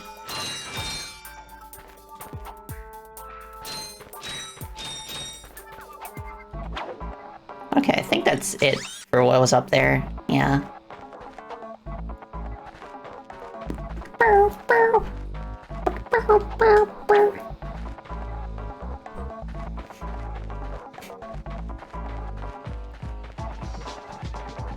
Okay, this way.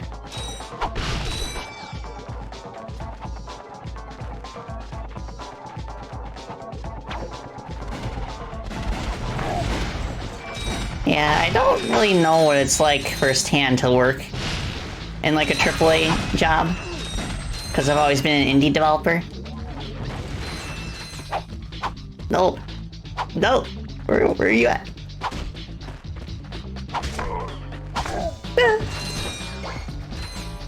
He knew he stood no chance.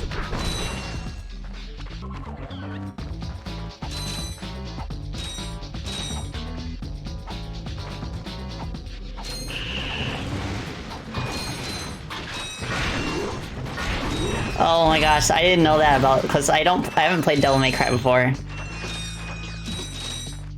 So like there was like, I guess what you're saying is there was a recap and they only showed the logo for the second game.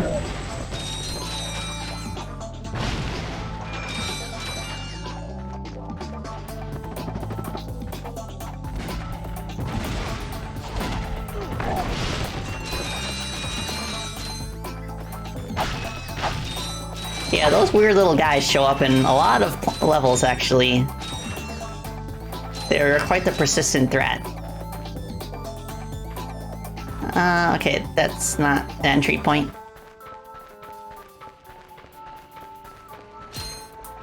Yeah, the only time I experienced that sort of crunch was with Freedom Planet 1, and it was self-imposed. Because of the fact that we had already pushed the game back, like, a couple of times prior to that point. So I was like, okay, no, I can't push it back anymore. Let's go for it. And like I was worried at the time that if I pushed it back yet again, then I might not be cut out for this. Because it was the very first game that I ever commercially released. So I wanted to prove to myself that I could do it.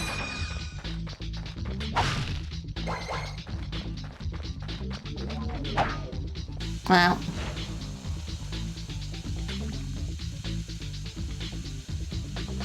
Yet despite everything, here you are, Spacey. Oh, thank you.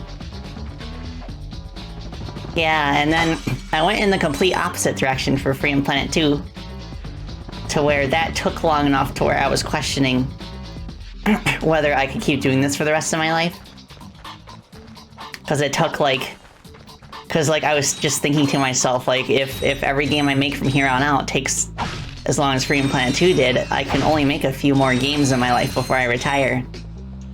So my latest project, Chrono Gear, which is kind of a way to counteract that. And because I was able to work on that on this game right now, Chrono Gear, because we've made so much progress so rapidly because of all the things that I've learned throughout the many years of making games. So it's very nice. I'm happy I was able to prove that like I can manage my time better and make something that is like still worth playing, even if we don't spend as much time on it.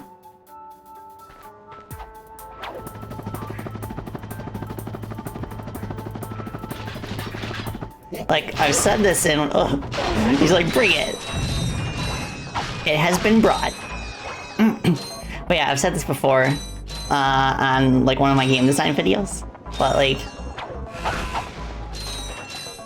if you don't spend too much time like thinking about how to perfect your game, just make it really, really, really good. Like, don't let good be the enemy of... Like, don't let perfect be the enemy of good, as this saying goes. Like, just the fact that a game exists means that it stops being perfect. Perfect games only exist in the mind. I think having heart is a lot more important than being perfect in terms of, like, stuff that you make. It's like, ha ha ha ha, come here, ha ha ha ha. Blah. He's like, come here, I haven't had enough. Like, such weird enemies. There's only those two, I think, in the entire game. Nowhere else.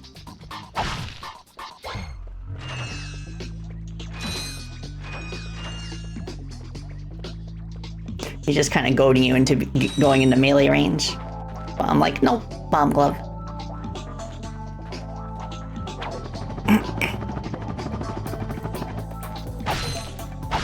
Yeah, that's a good saying, like, game development is low-key but delicate work. Okay, good to know they only need one bomb glove. Bomb. Gotcha!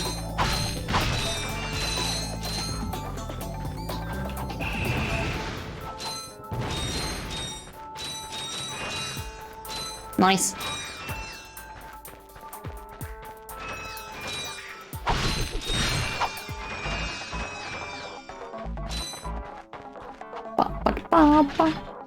Oh, there's more.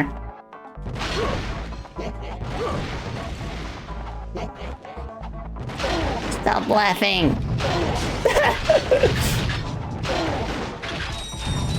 What weird dudes. Alright, there's the suck cannon. This is going to suck. Literally.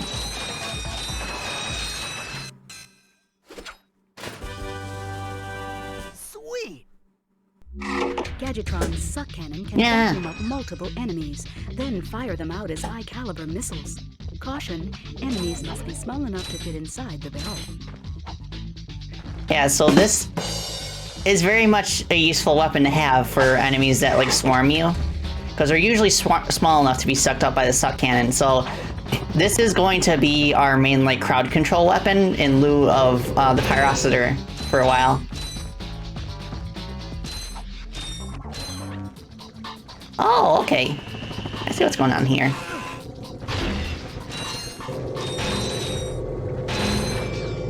Nice. And we instantly get the bolts from that.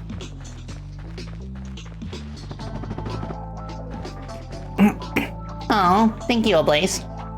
You make making content for what you make a lot more of a joy the more you just be you. A genuine developer with a good head and heart. Oh, I try. Little Zim, thank you so much for the follow. I appreciate it. Hope you're doing well. Oh, wait. I see one. There we go. Alright, I think that's everything here.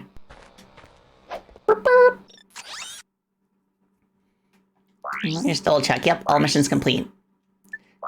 We got everything in Metropolis. We got everything here. All we're missing is a rare titanium that we bring to the agent.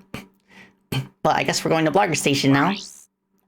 This is where we get the grind boots, which are another staple that Ratchet will keep throughout his entire adventure, even in the later games.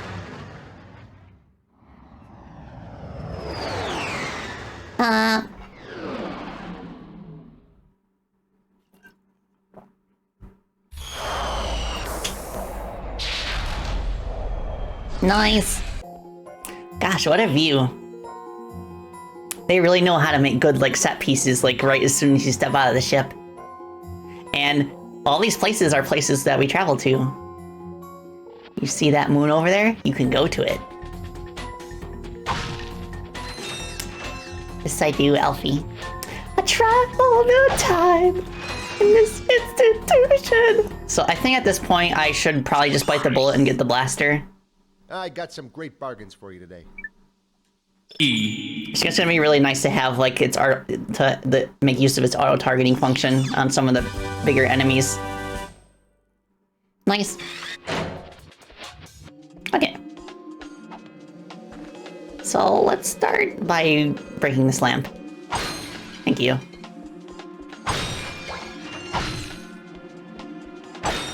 Lamp.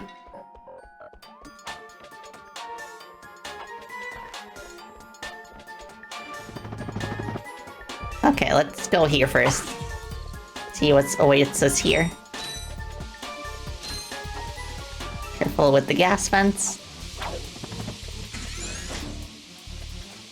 Froggy.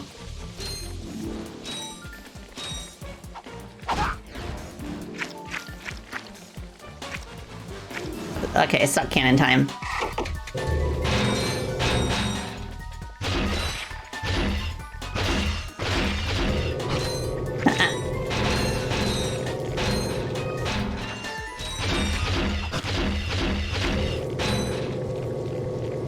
Yeah, the sucking is more useful to us right now than the blowing. Come here. Fine, I will just blast you.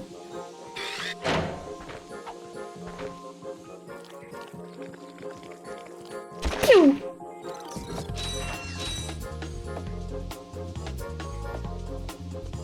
Yeah, Luigi's Mansion in space.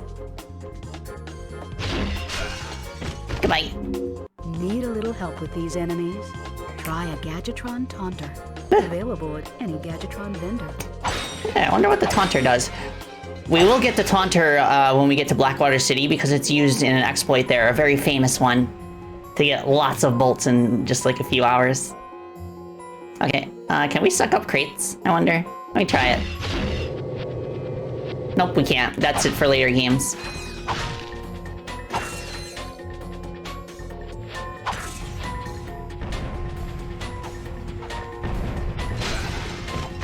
Okay, they only need one bomb. That's good to know.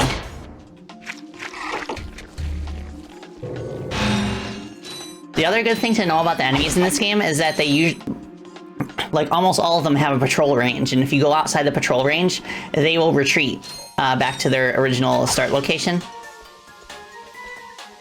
Okay, let's go to the Trespasser. I'm gonna be going. Take care. Tomorrow's your friend's birthday. Oh, happy birthday to your friend. Luminous, hi! You gonna get the rhino? Oh, yes, I am. I gotta get the rhino. Actually, like, during my first, like, three playthroughs of this game, I never got the rhino. It wasn't until I played the remake on PS3. Well, not the remake, the re-release on PS3. That I finally got to try the rhino out.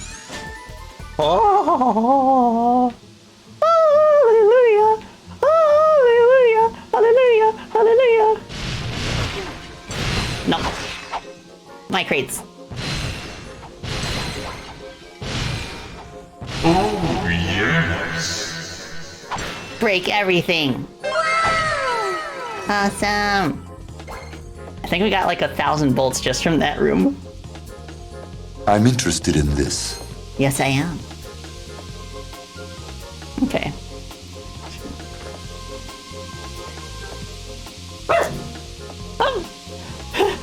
Paige was sleeping, and then she barked herself awake. She must have been having a dream where she wanted to, like... I'll steal it! Bark. No one will ever know! Ow.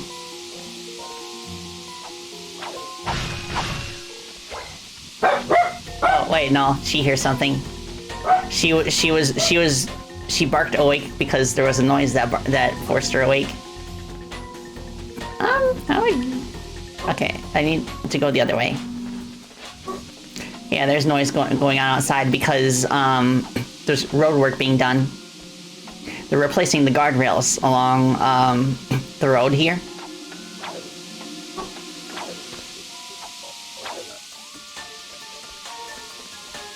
Oh, well. She's like, Mother, I'm rich.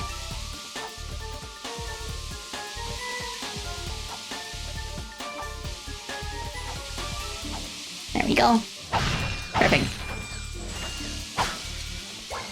Okay, swing shot.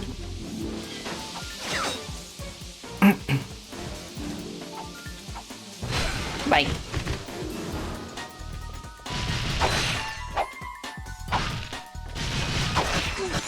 No.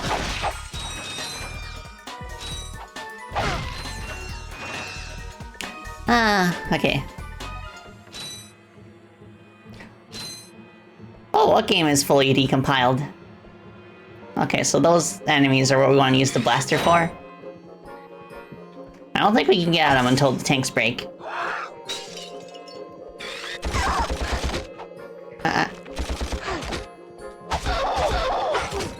Bite. I'll turn around eventually. Okay.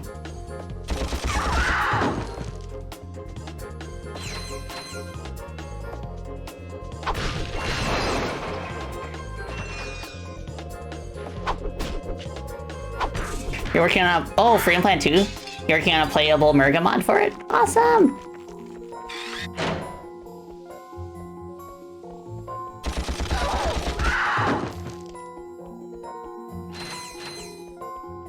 Yeah, this has more range than the Bomb Club.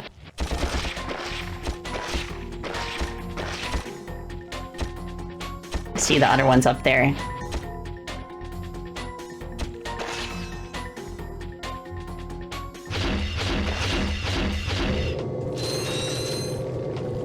Come on.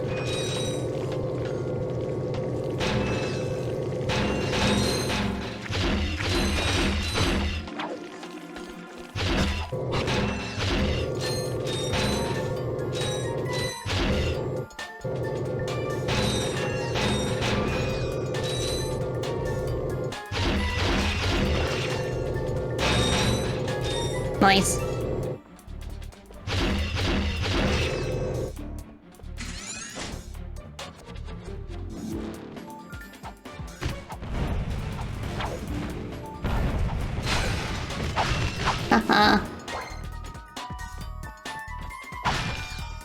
Yeah, the lock-on is the only reason that using weapons is bearable in this game, because there's no way to, like, strafe or aim in any other way unless you stand still. Okay, this part. No. Suck cannon, please. Ow.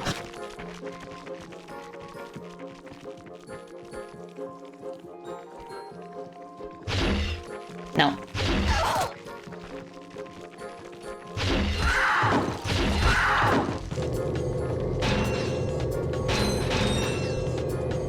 Nice.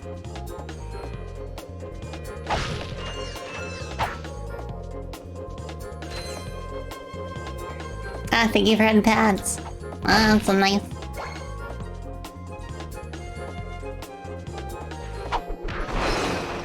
Okay. This sounds like a PS2 game, alright? Kingdom Hearts 1 had similar problems. Oh, yeah. The early days of 3D. They're still trying to figure out what feels good for 3D motion. Okay, nothing in there. Oh, there's something. Uh-huh.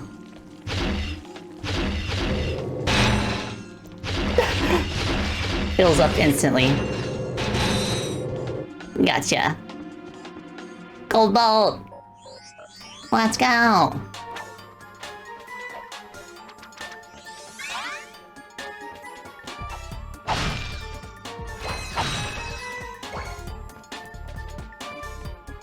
You ever get the gold weapons? I got some of them.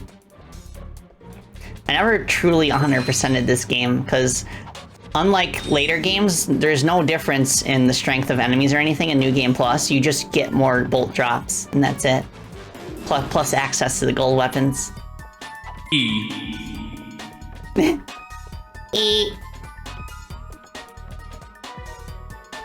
Okay. But you know that we only need 2.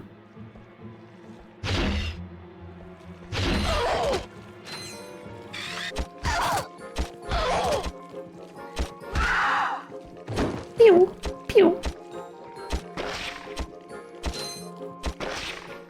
Thank you.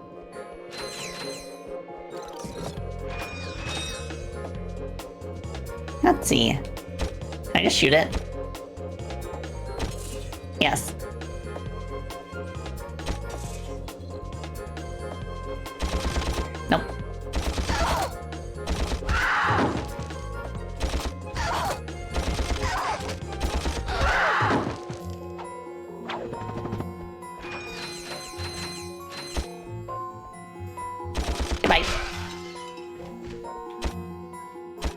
Oh, I hear the goose.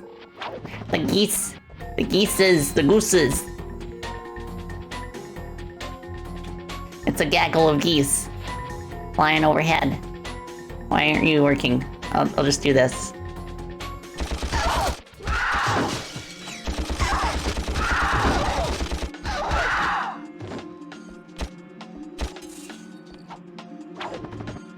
Goosen.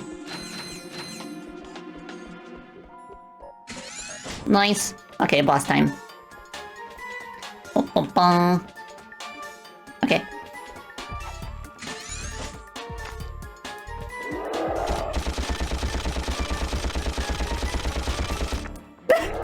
First phase done. Okay, now I want to use the suck cannon.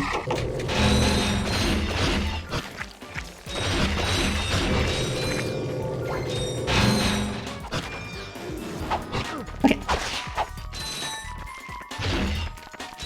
No.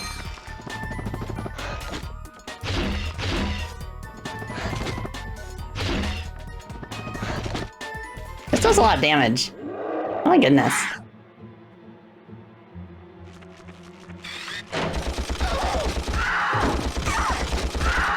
Bye. Look at those tiny little legs. You can do it. Come on, get over here.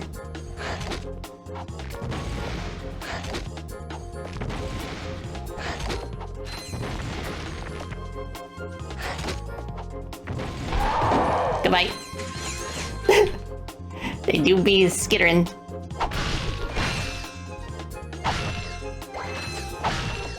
GG, thank you. Yeah, that can also be kind of a wake-up call, boss, because it kind of teaches you that you really have to like move out of the way of its attacks rather than just like stand in place and fire your weapon. So like you really have to get used to the quirks of how the weapons work in this game compared to others. Is this where I came from or where I'm going?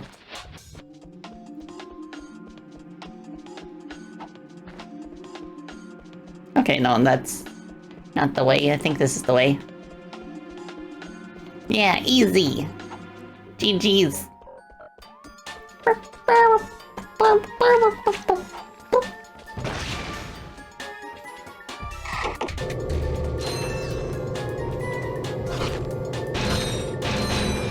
Thank you. Oh. Thought I was a goner this time. Some nano-wit in genetics must have left the cages open again. You could come down now. Honestly, a gadget engineer deserves a bit more respect, if you ask me. So, you are an inventor. Gadget engineer. I create revolutionary devices for Executive Chairman Drek. For instance, Viola. My soon-to-be patented grind. Why would Drek use those? Look, I need to get out of here so I can find a new job. Imagine Drek grinding around in the final fight. Sell? After we just saved your scrawny butt? All right. I'll give you the employee discount, too. Okay. Well, thanks. I'm gonna get out of here while I still can. Awesome. Lots of grind boots. Okay.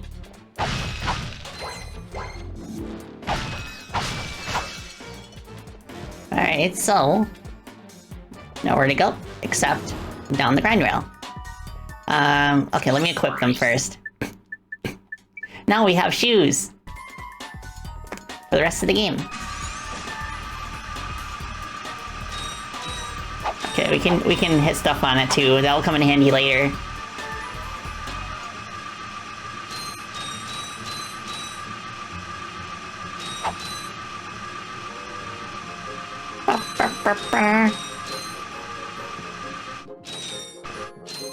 Okay, yeah, we can jump too. Nice. Cool. Alright, so I think Trespasser is next on our list.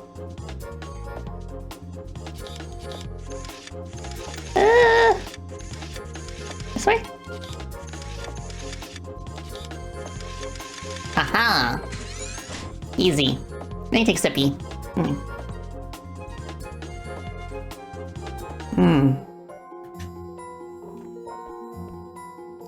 Oh, J-Ray, hi! Hope you're doing well. Nice to see more Ratchet Clank fans. Sorry I don't see those too often. Just in general, or specifically the first game?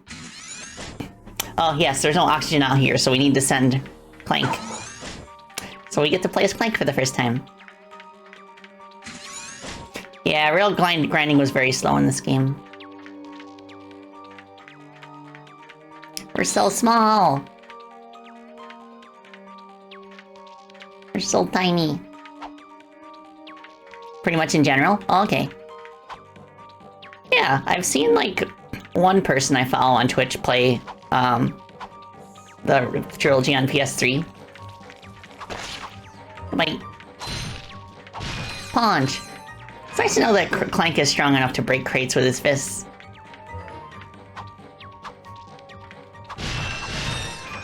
Gimme. Karate chop. It's funny that you say karate chop because that does come into play in the third game.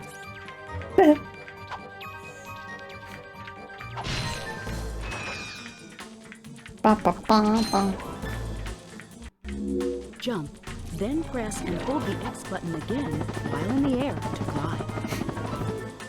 I wonder if we somehow skip getting the helipad in Metropolis and come here, if Clank can still use the helipack.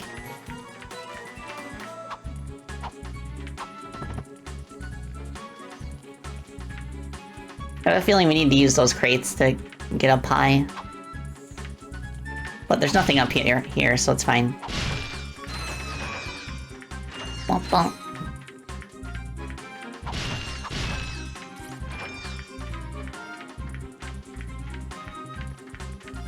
Oh, what'd you miss? Not much. I just started the Clank section.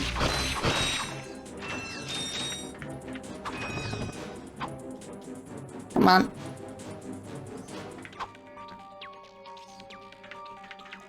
Aha! There's a staircase. So there's two different paths to take. I'll go do this one first.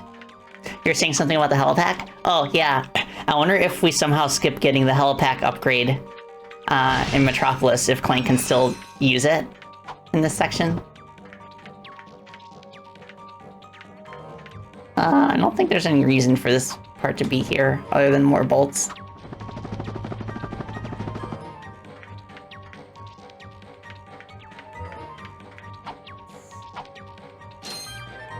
Yeah, that would make sense, Yuki.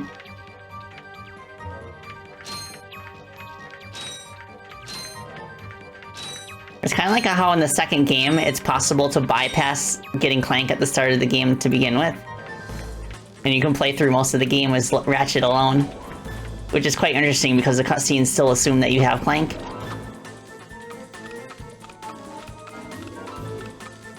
Will I stream any Star Fox games?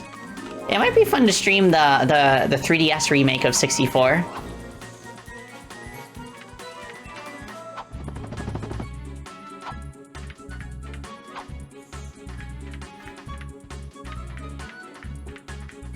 Oh.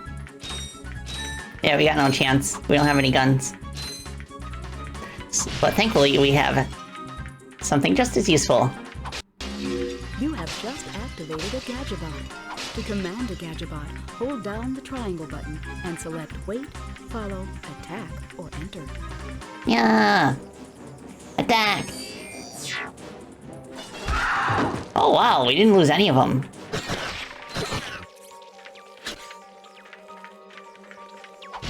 We did now, though.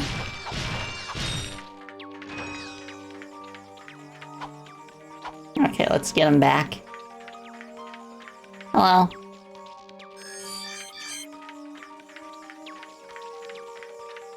Minions!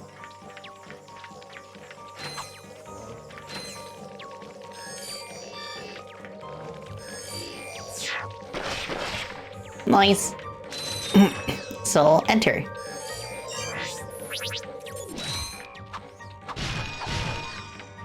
Oh, it's our next gadget.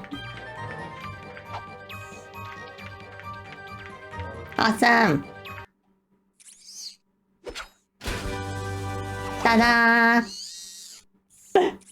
Go Clank!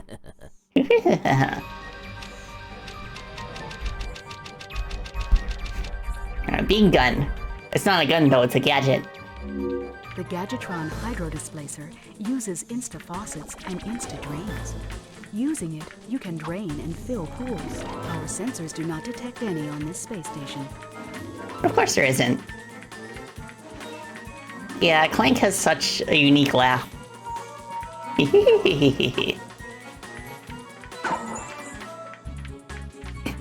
Am I a casual fan or am I heavy into the games? It's been a long time since I last played Ratchet Clank game, but I've beaten all the PS2 games multiple times. And I've also beaten the PS3 games multiple times too. Except for Into the Nexus and All for One. What is it? A hydro displacer. Great. I always wanted one of those, I guess. Hydro displacer.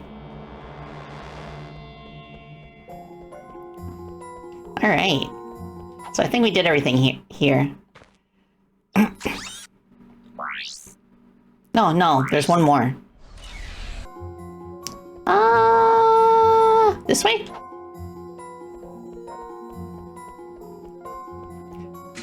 No, we've been here. Oopsie.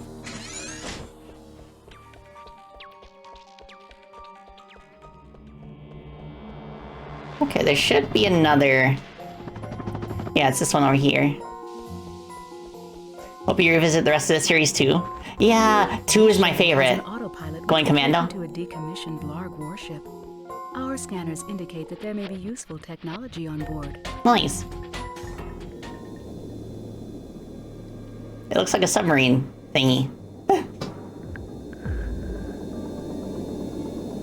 Yeah, I really like the sequel. It's just I feel like it's one of the finest examples of like just like a huge glow up in a game.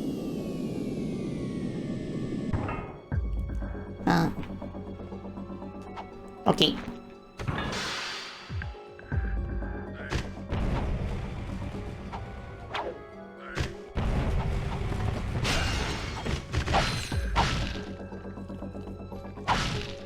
Alright, I feel like I'll wanna... Because there's a self-destruct button at the end, so I'll want to clean up the entire ship before I leave. Not only so that we get more bolts, but also so that we aren't held up on anything on the way back.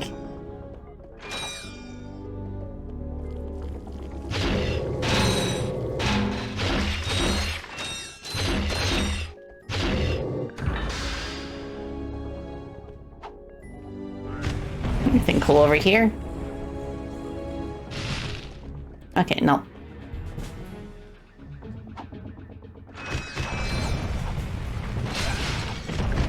Bye.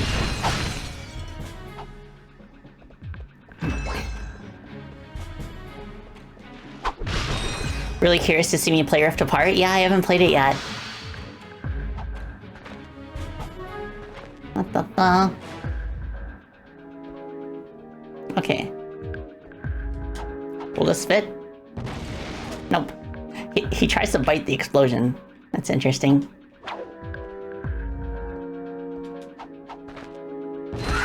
Goodbye. Oh, that's a one-hit kill? Wow. Unless he got hurt by the first explosion. Yeah, I think he did.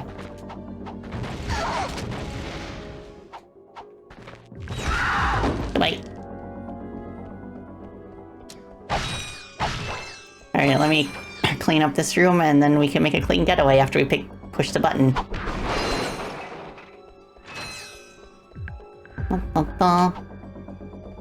Okay, is that everything? I think so.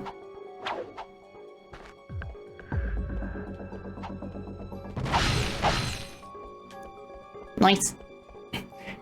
Press the big red shiny button. Thank you for selecting our automated Infobot feature. No, there's enemies that spawn. Initiated. Please remove all Rats. personal belongings. I better switch to the blaster.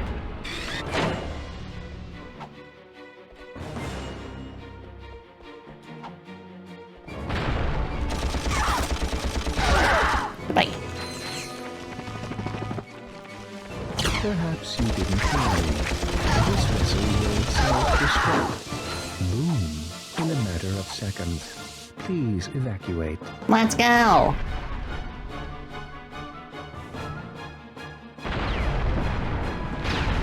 Yeah, just like the evolving weapons from the second game onwards, Ratchet has always evolved in very meaningful ways, in ways that don't really detract from what the strengths were of the previous games. Yeah.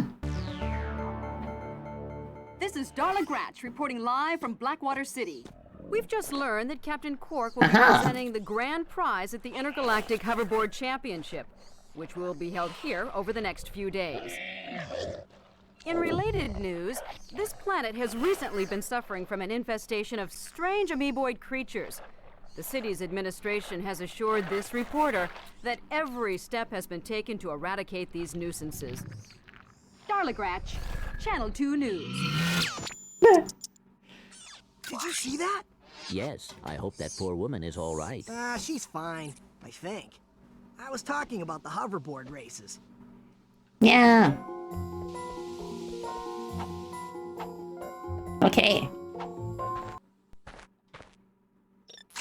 So let's go to Blackwater City. Nice. This is the home of one of the more famous grind spots in the game. And I think if we do it, if we get to it like as our very first thing, before we do anything else, then we get more bolts from it. So I'm gonna give it a try. I've never actually tried it before. So if I'm not mistaken, first of all, we need to get a vendor. And I need to buy the taunter. Hi there, Fuzzball. Hi.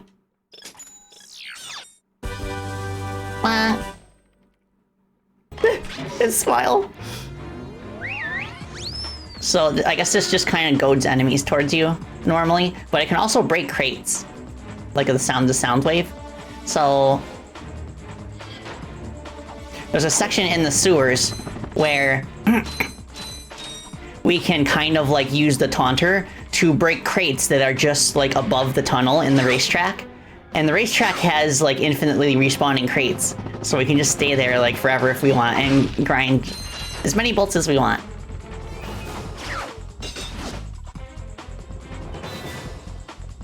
Yeah, Blackwater City is one of the more memorable locations in the series, so I'm glad they revisited a few times later. Okay, Hydro Displacer, please.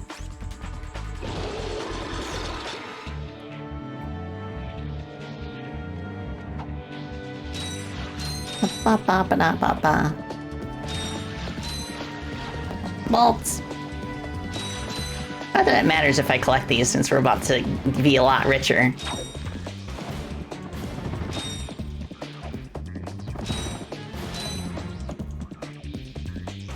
Ba-ba-da-ba-da-ba.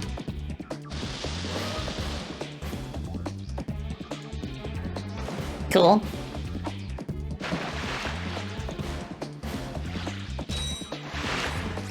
Okay, let's break this. Get this out.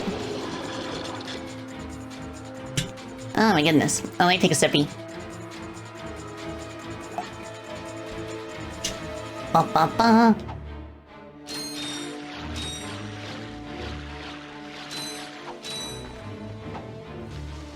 Alright, I think maybe this is the tunnel. So we switch to the taunter. We kind of position ourselves so that Ratchet aims it upwards automatically. Yes! I think I heard something.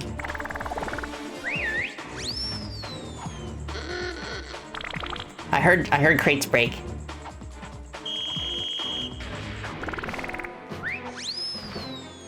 Come on. Oh, there we go!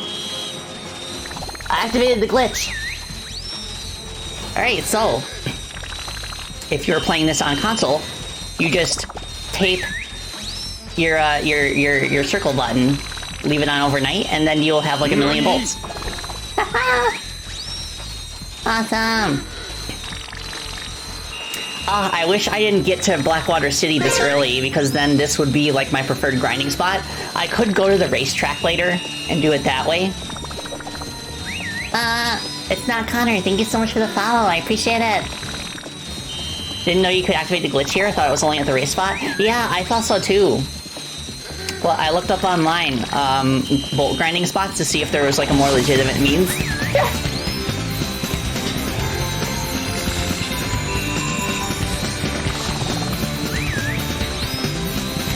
Ba ba ba ba ba.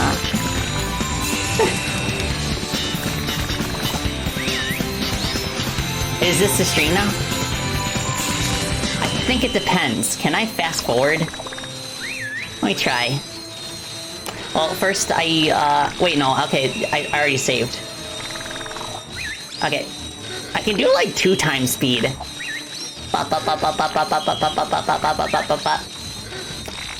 I could go to the just chatting screen and just chat with y'all for like half an hour and see where we are after that point. This has become a just chatting stream. I mean, either way, I'm probably gonna have to grind off stream, because even with the fast forwarding, it's gonna take a while to get enough to buy the Rhino. But, the Rhino is in Blackwater City, so we can get it this early if we want, if we really, like, stick at it. Yes, I'm holding down the circle button. 150k. Yeah, it's 150k. So we're like 10% there. And I think, if I'm not mistaken, you get like 1,000 a minute. So I'd literally have to be at this for like 2 hours. With the fast forward, it'd be like 1 hour. In later games, you get it through side quests. Yeah, that's why they made it so that you have to do side quests in later games in order to get the Rhino. Because people found a way to kind of like get it as, like, in a really early portion of the game. Yep, exactly, Yomi. Tape down the button and walk away. That's the sort of thing. Alright, I'm gonna go over the Chatty Batty screen real quick so we're not listening to this while I'm doing this. 1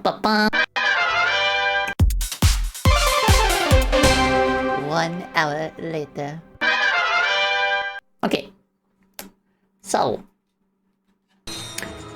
I have 93,000. Which, considering we started with 14,000, that is a huge step ahead.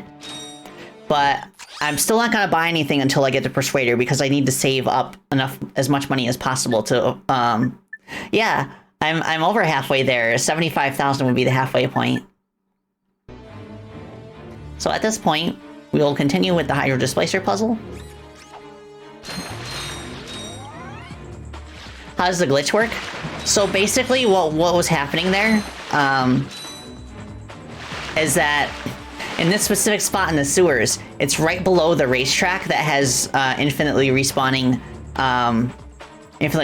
bolts. And if you use the taunter in the right spot, you can just grind for bolts forever. And it pays off to do that as the first thing that you do when you get to Blackwater City, because after you beat it, the amount of bolts you get from crates is nerfed.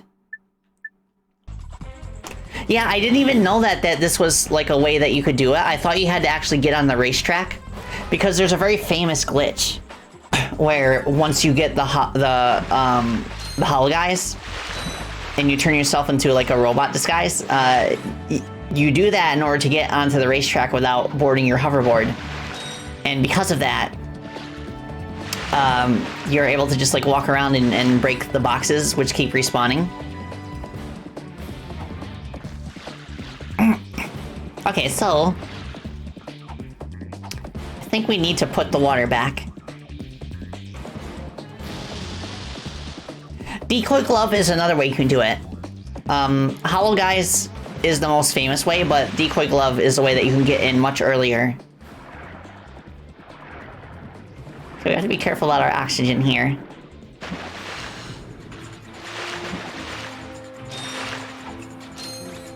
Well.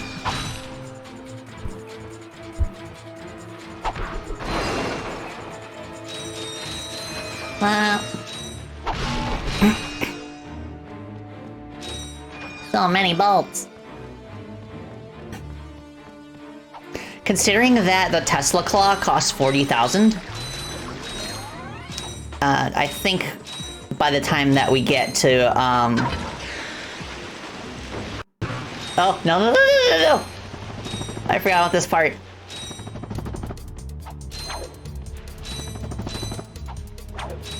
I can't remember. Does the rising water rubber band? I know it does in the remake.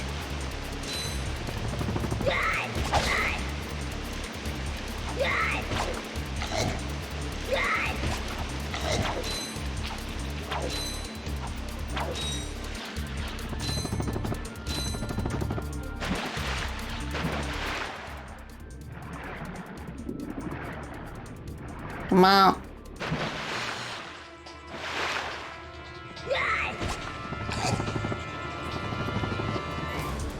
No.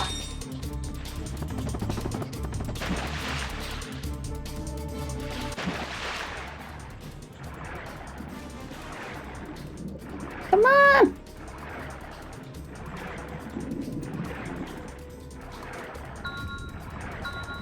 So close. Let's go. We made it. That's a very nerve-wracking part if you're afraid of drowning. Yeah, the Hollow Guys works too. But the issue with the Hollow Guys is that we don't get it until much later in the game.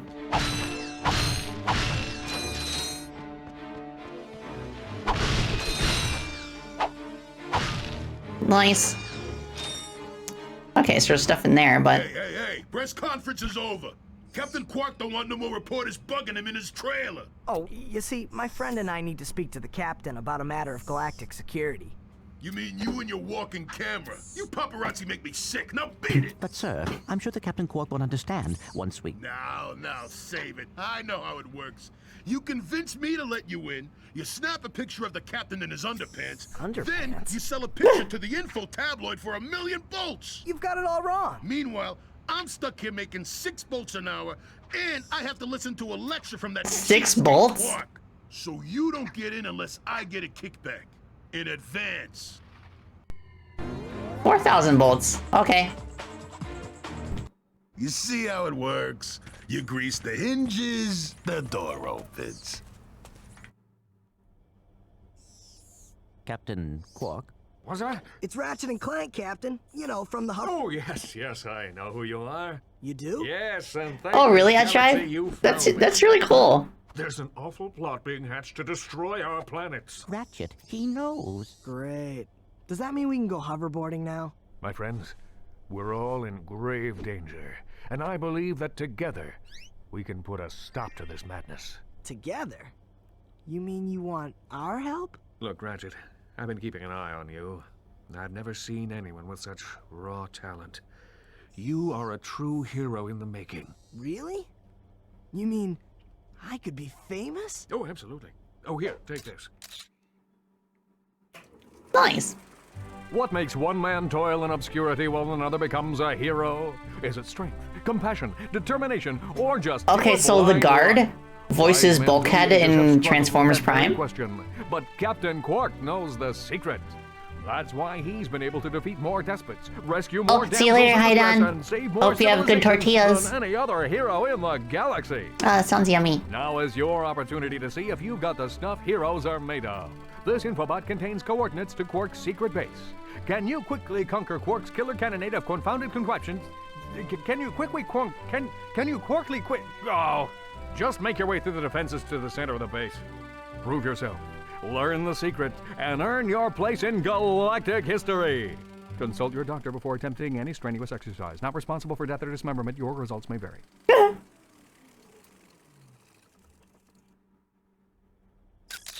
Meet me at my headquarters.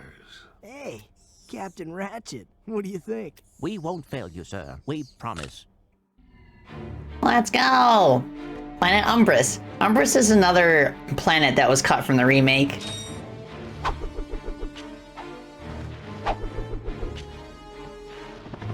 Okay.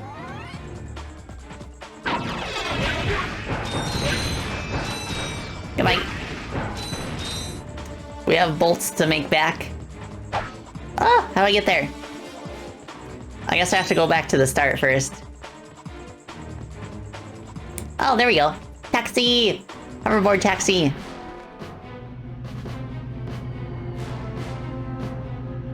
Ba, ba, ba, ba, ba. Why it was cut? Just because they didn't have enough time. There's quite a few planets that they had to cut from the remake.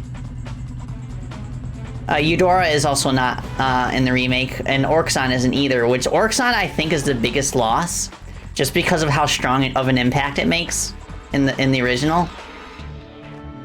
I was genuinely very surprised that that planet was not in the remake. Okay. We've been there. That was where we took the swing shot.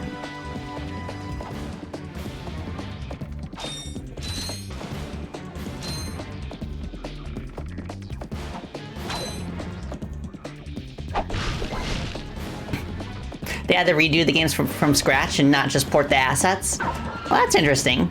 So they couldn't even use it as a base. Oh wow, only one bomb gets rid of the tanks.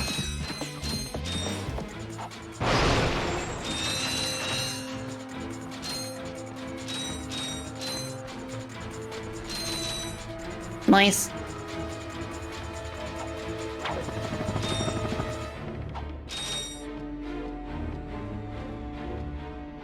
Okay, I'll just touch it. Honestly, all the characters are great in this. They stand out so well, and if, in your opinion, they're pretty revolutionary for 3D platformers. Everyone you see is usually friendly, with maybe one jerk thrown in, but in here, there's a whole lot of edge to it, and it's the right kind with the right amount. Yeah, like, I really appreciate how, in the older Ratchet & Clank trilogy, that, like, you just get the impression that the entire universe is just, like, rotten to its core. And Ratchet is just, like, one step away from being just as rotten as the rest of them. And it isn't until, like, the end game in the first game that he starts to turn around and become the hero that we know him as. Like, in this universe, being a hero is likely to get you killed very quickly. Kind of like in the Despicable Me universe. That is a universe that is, like, almost entirely filled with villains.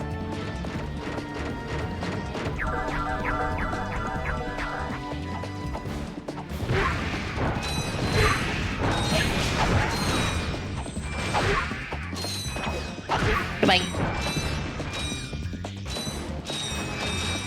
Something I like about Blackwater City is, like, in this upcoming section, the troopers, like the gas mask people, actually fight the Amiiboys before they'll fight you.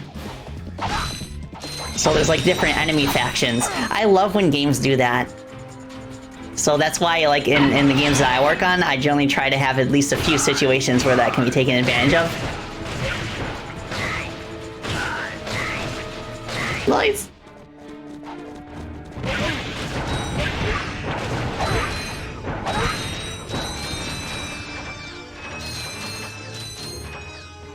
Yeah, I like the 2016 reboot too.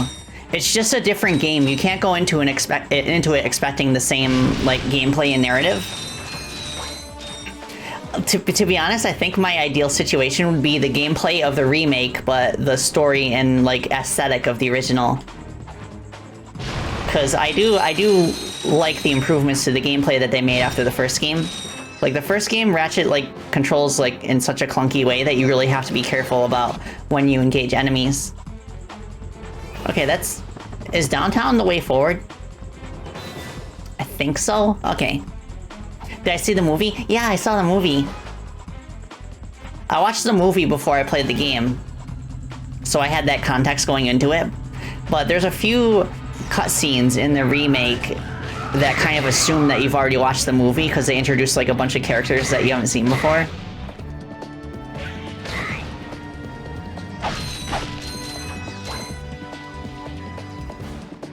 Okay. I think this is the street where we can find the Rhino vendor.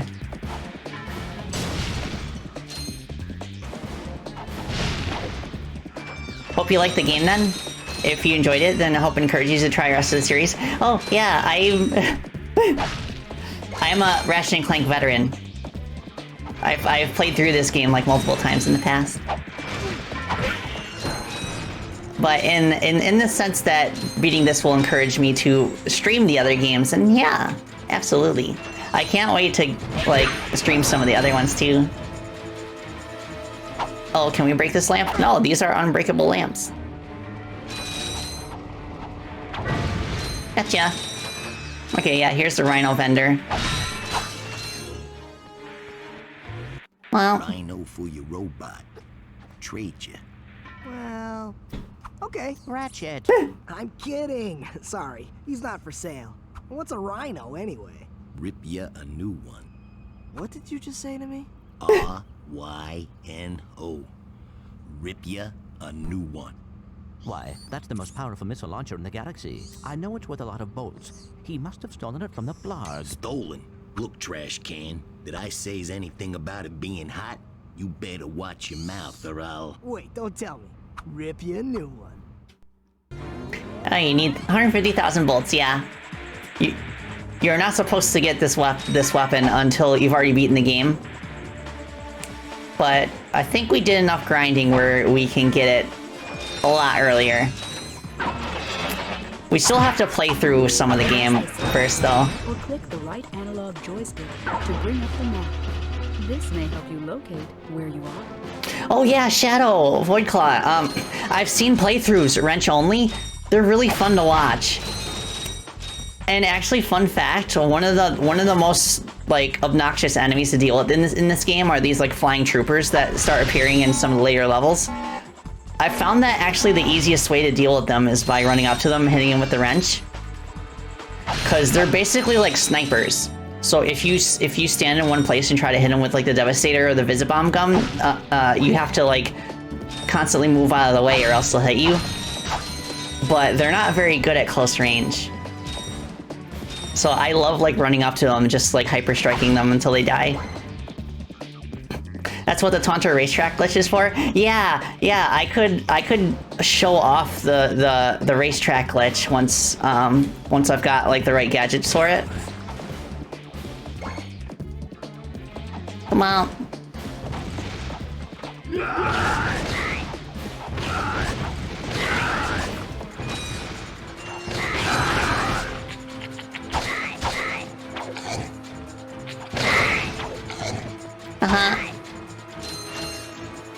If I was smart, I would have brought those guys in to deal with them. But it's okay.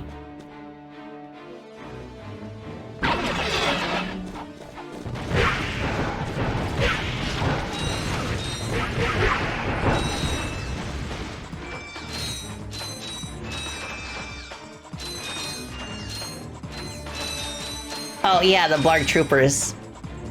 The elite troops.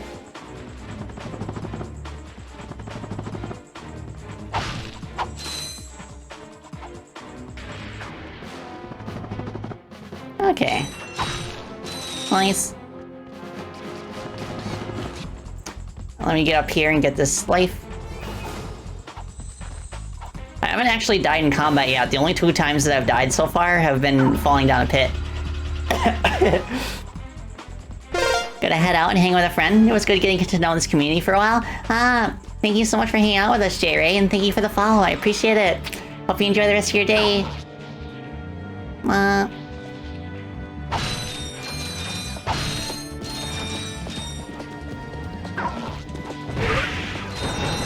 Goodbye.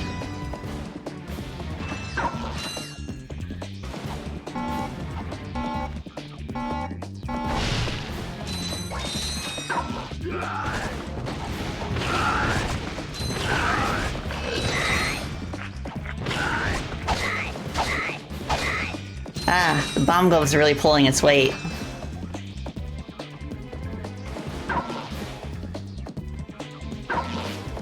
This way? No. Okay, there's gotta be another switch around here. There we go.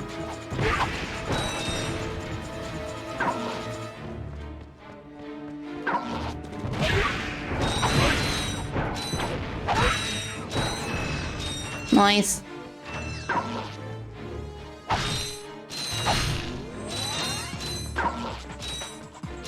Okay. So I bet there's a way to climb up on the top of these and then get into that area.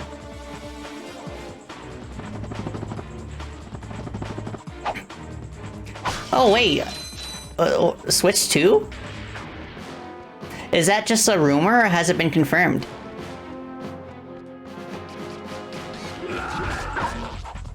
So it'd be really cool if it was compatible with like games on the original Switch, and also if they shared the same eShop.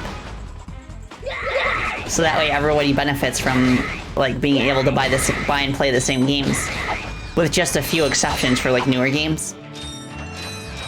Rumored. Okay, it's just a rumor. Okay. Okay, this just circles around here, so I really need to land on that area from above. Which I think maybe might be possible if we go in from...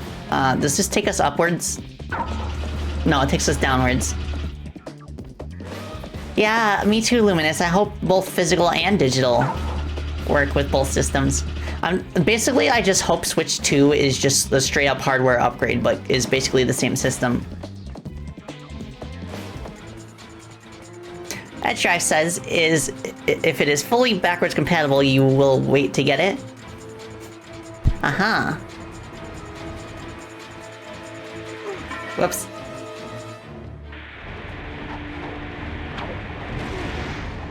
Dang it. Whoopsie. I also got ammo for this. Maybe I should just use the blaster.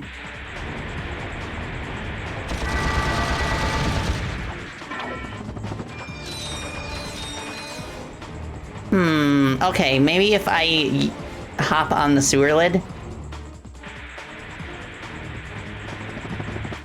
Haha, let's go.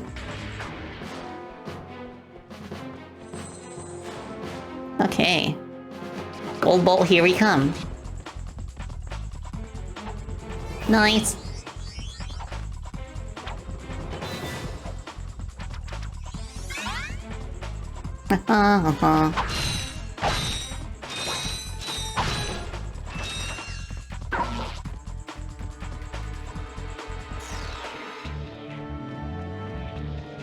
I wonder if the taunter actually does damage to enemies, because it breaks crates. If I go get lunch, keep having fun, y'all. Thank you, Edge Drive.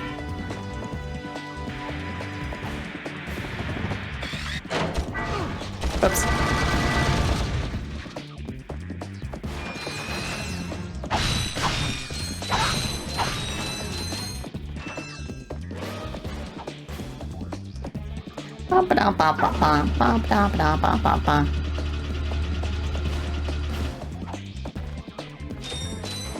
Nice. Let me just get these bolts real quick.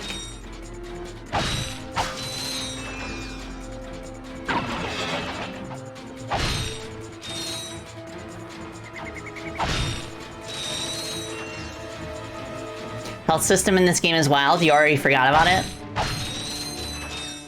Yeah, it's kind of interesting. Like, the games after this move to like an HP system where you can like level up and increase your maximum health that way. But in this game, you just have 4 and that's it, and you can get a couple more with upgrades. But it's nice to know that the amount of damage that you take is consistent in this game. Everything takes off 1 like piece of nano.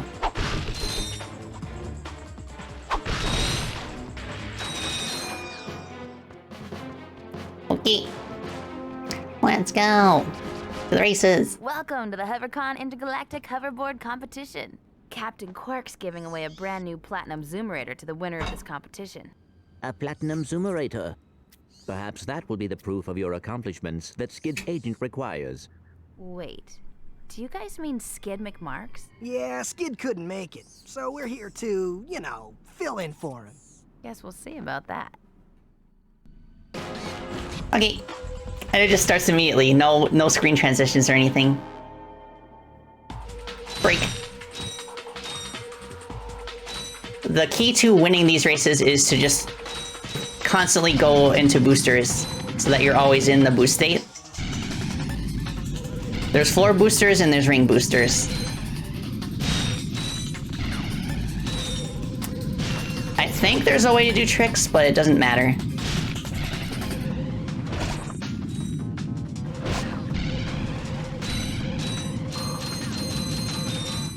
Oopsie.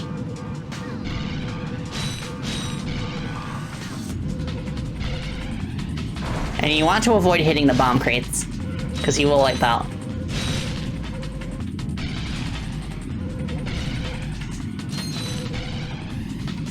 I'm racing that. Oops.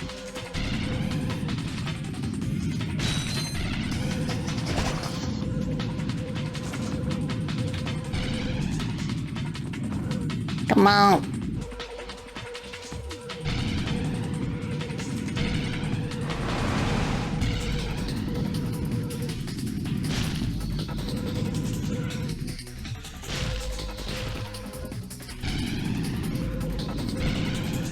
Might still be able to make it.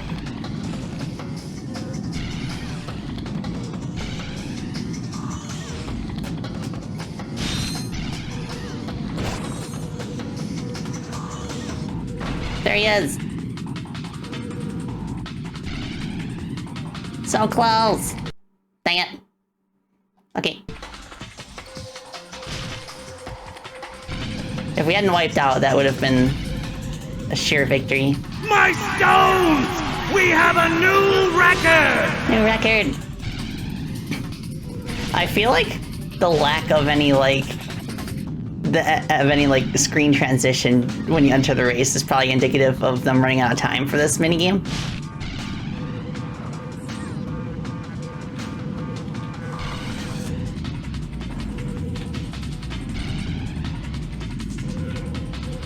Get him. Speed.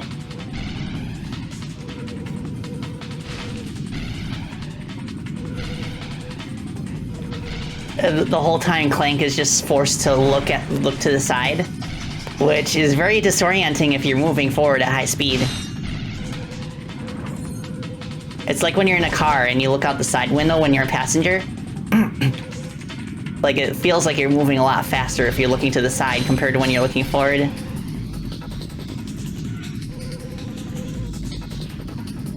Clank is just like, okay, I guess I'll just hang here.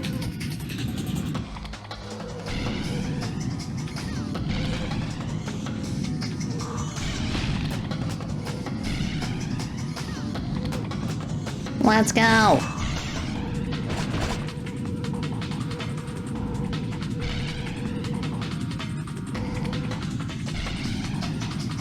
Nice! Hi folks, Captain Quark here. It is my distinct pleasure to introduce this year's HoverCon Intergalactic Champions. Let's give it up for newcomers, Ratchet and Clank. Look, that's us! Today's winners will take home a brand new professional-grade Model T15 Platinum Zoomerator. Manufactured by Gadgetron, this hoverboard drive delivers more lift, speed, and maneuverability than any other anti-grav device on the market. Well, folks, that's Why can't we use it ourselves? Tonight, remember to set your infobots to the Quark Classic channel for tonight's episode of Dogfight Over Death Canyon, starring yours truly. Thank you and have a Quark-tastic day. Nice. Which minigame would I say is better, this or Jak and Jak 2 racing? I didn't get far enough in Jak 2 to get to the racing minigame, so I can't give a fair opinion on that. But I've heard that reception to that has been quite negative, specifically because all of the races are required by the plot in order to like get through the game. So like unlike in this game, they're like not optional. Okay. Let's go.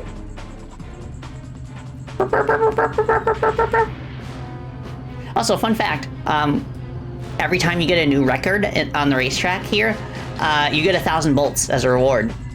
So sometimes you can game it a little bit to grind bolts that way if you wanted to, if you didn't want to use a taunter glitch.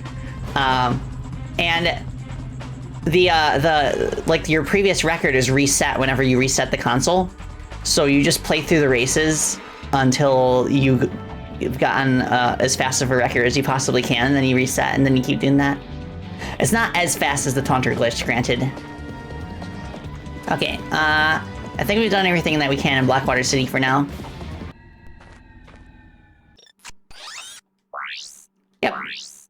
So back to Iridia. Bring this prize to Skid's agent.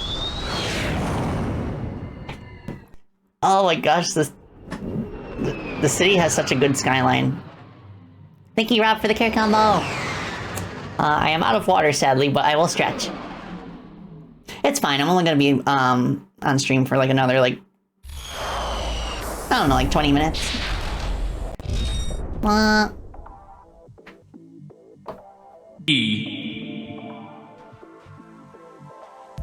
Oh, yeah, VST, I'm aware of that. Insomniac, we're naughty dogs. Okay, this is not the correct way to get to the agent. I think it's this way. Wait, did a shortcut open up? I think it did. I think I can use this teleporter to get back to him. It's really nice that the developers have these like shortcuts that open up as soon as you get to the end of a particular area. Oh, I see a gold bowl over in that machine over there. I wonder how we can get over to that. Press the select button or click the right analog joystick. Fantastic! You got it! Great work, kid. So, are you gonna represent me? You bet, kid. And as a signing bonus, Awesome. This. Cool helmet. That is a sonic summoner. It is used to attract sand mice. Right, and it's all yours. Well, I'm off to finalize the paperwork. I'll have my people call your people. Do you have people? The sonic summoner allows you to interact with the mysterious and intelligent sand mice species. Despite their innocent appearance, sand mice are very effective and aggressive hunters. Simply equip the sonic summoner when you are near a sand mouse house, and a mouse will emerge to greet you. If the mouse likes you, it may offer a bit of high-caliber tactical assistance. So this is basically like the earliest version of Mr. Zircon from the later games, but without as much personality.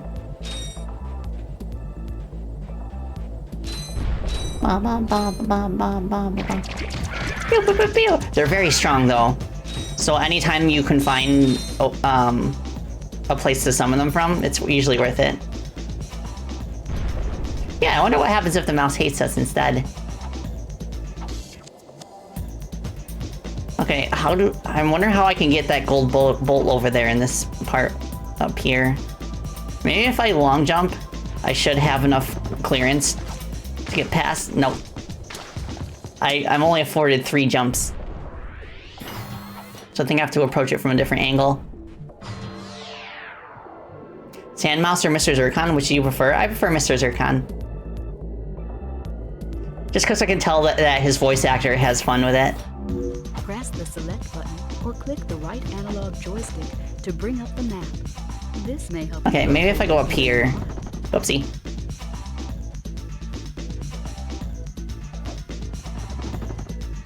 Ah! No! Okay. Oops. No. Okay. Isn't even a solid surface that I can stand on, no.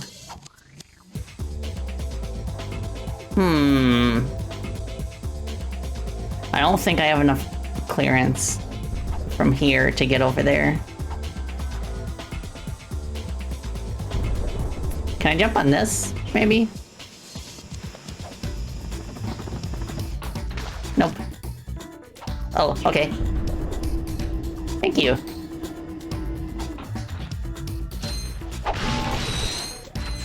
This is new. I don't think I've ever actually been here in any of my playthroughs.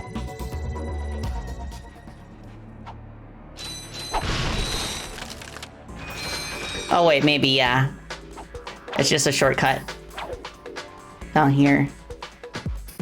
Can I climb it though?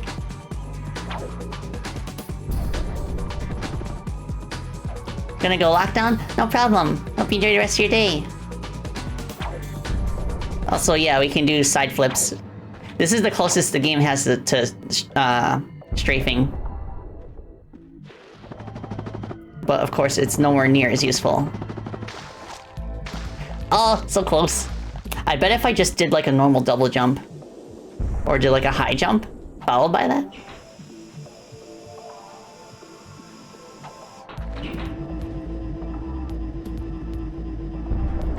Oh, Possessed Ruby! You remember this game? Yeah! I can't wait to get to the second game, because that's one's my favorite in the series. No, I think this gives us roughly the same distance. It's so close, though.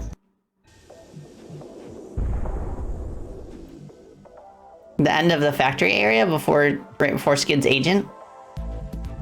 Jump to the corner. Okay.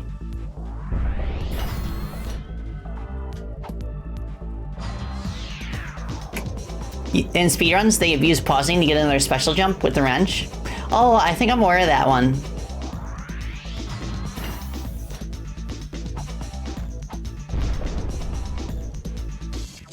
Oh, okay. So I think there's a corner here that we can... Yeah. And they specifically don't have guardrails here, because they expect you to jump here, I guess. Aha!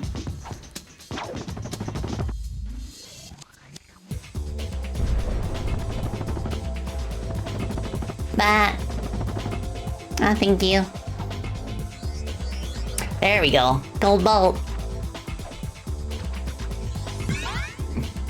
Also, fun fact, it is possible to get gold weapons on your first playthrough. There is a secret area in Gemlick Station later on that not many people know about, and it has a more limited selection of gold weapons for you to obtain. But if you collected enough gold bolts during your first run, it's very much worth finding it to like upgrade like at least one of your weapons. I think the first time I discovered that room, I upgraded the slot cannon first to its gold version. You only learned about that room recently? Yeah, it's pretty well hidden. How do I get back? Okay, I guess I just have to go this way.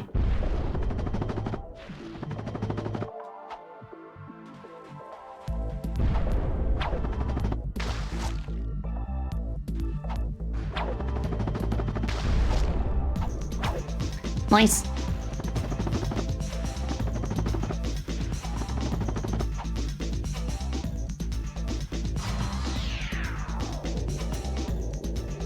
Ba ba ba ba ba ba.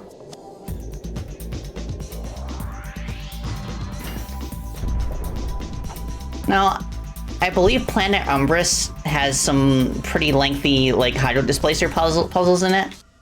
So I'm thinking maybe I could save that for next time. Because I've done everything else that I can up to this point. It's just about getting through Quark's HQ. So I think that'd be a pretty good idea. We'll start next stream that I play this with Umbris. Yeah. And then I'll do Chatty Patty for the rest of the stream. Yeah. So thank you all so much for hanging out with me today. And I can't wait to continue our playthrough next time. I definitely think next time we'll be able to get the Rhino, and then that'll make it very possible to get through the rest of the game in one more stream. Thanks everybody. Yeah. Bats. Okay. So I'm gonna go ahead and save this. And then we'll be all set for next time. I think I'll make that my first stream next week. And then maybe like on Thursday I could play Plutonia. I think that'll be pretty fun. I mean, I could continue my Doom 2 Corruption Cards playthrough, but I think it's been long enough that I would be kind of thrown off by the card effects that are in my current run. Oh my gosh, yeah.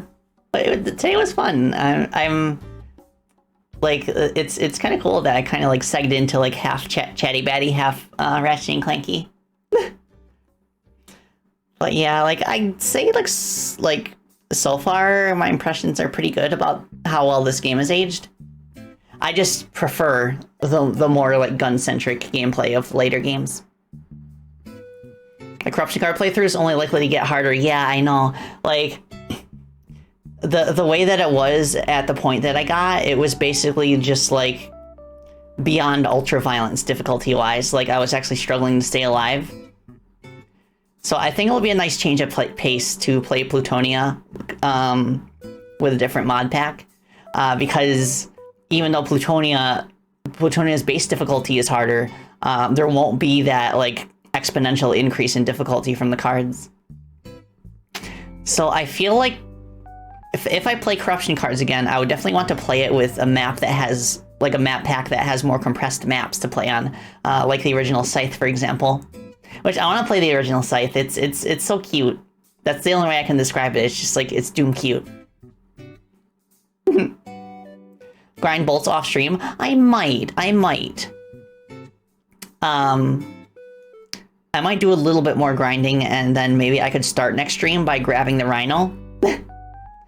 The only thing is that as soon as I get the Rhino, combat is just like rendered a non-issue, like forever. Like there's really no reason to use any other weapon. The only downside to the Rhino is that you cannot get ammo for it from crates. So you might want to switch to other weapons in order to conserve ammunition for like the tougher enemies. So like I wouldn't recommend using the Rhino for like swarms of weaker foes for that reason. But like there is a gadget that you can get later on called the PDA, which lets you purchase ammo anywhere in the map instead of just at vendors. But the ammo does cost a bit more. See you around, Spacey? Thank you, Possessed Ruby. Yeah. Okay, so let's see if there's somebody we can raid. Let's see.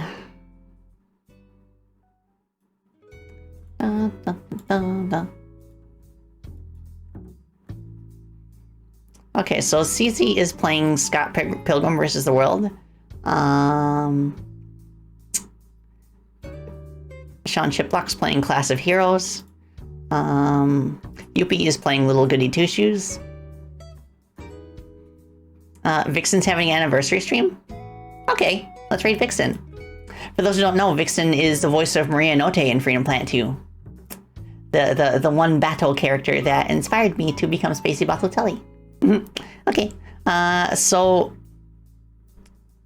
okay, which anniversary? Is it her first, her second? Okay, first anniversary stream. So I will type down a special raid message accordingly.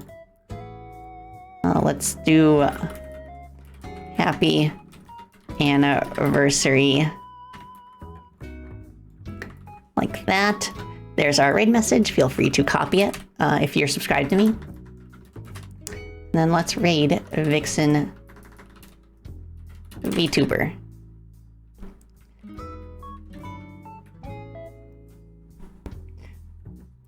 Did I type that correctly? Do they not allow raids? I'm gonna try again. Oh right, I did exclamation point. I'm supposed to do slash. I think maybe that's what threw me off the last time that happened. Okay. Alright, so it looks like she has her chat set up so that only followers and subscribers can actually chat in there. So just feel free to give her a follow, and then you can post the message. Happy anniversary. But either way, I'll wish her happy anniversary, so it's no problem.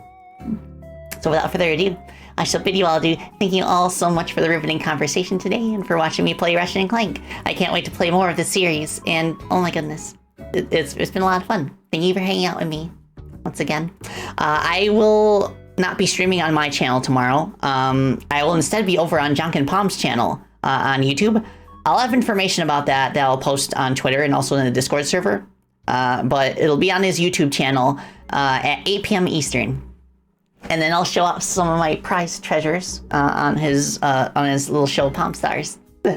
Yeah, I can't wait to hang out with him again, and I hope everybody has a wonderful rest of your Thursday. That's a wrap. Bye.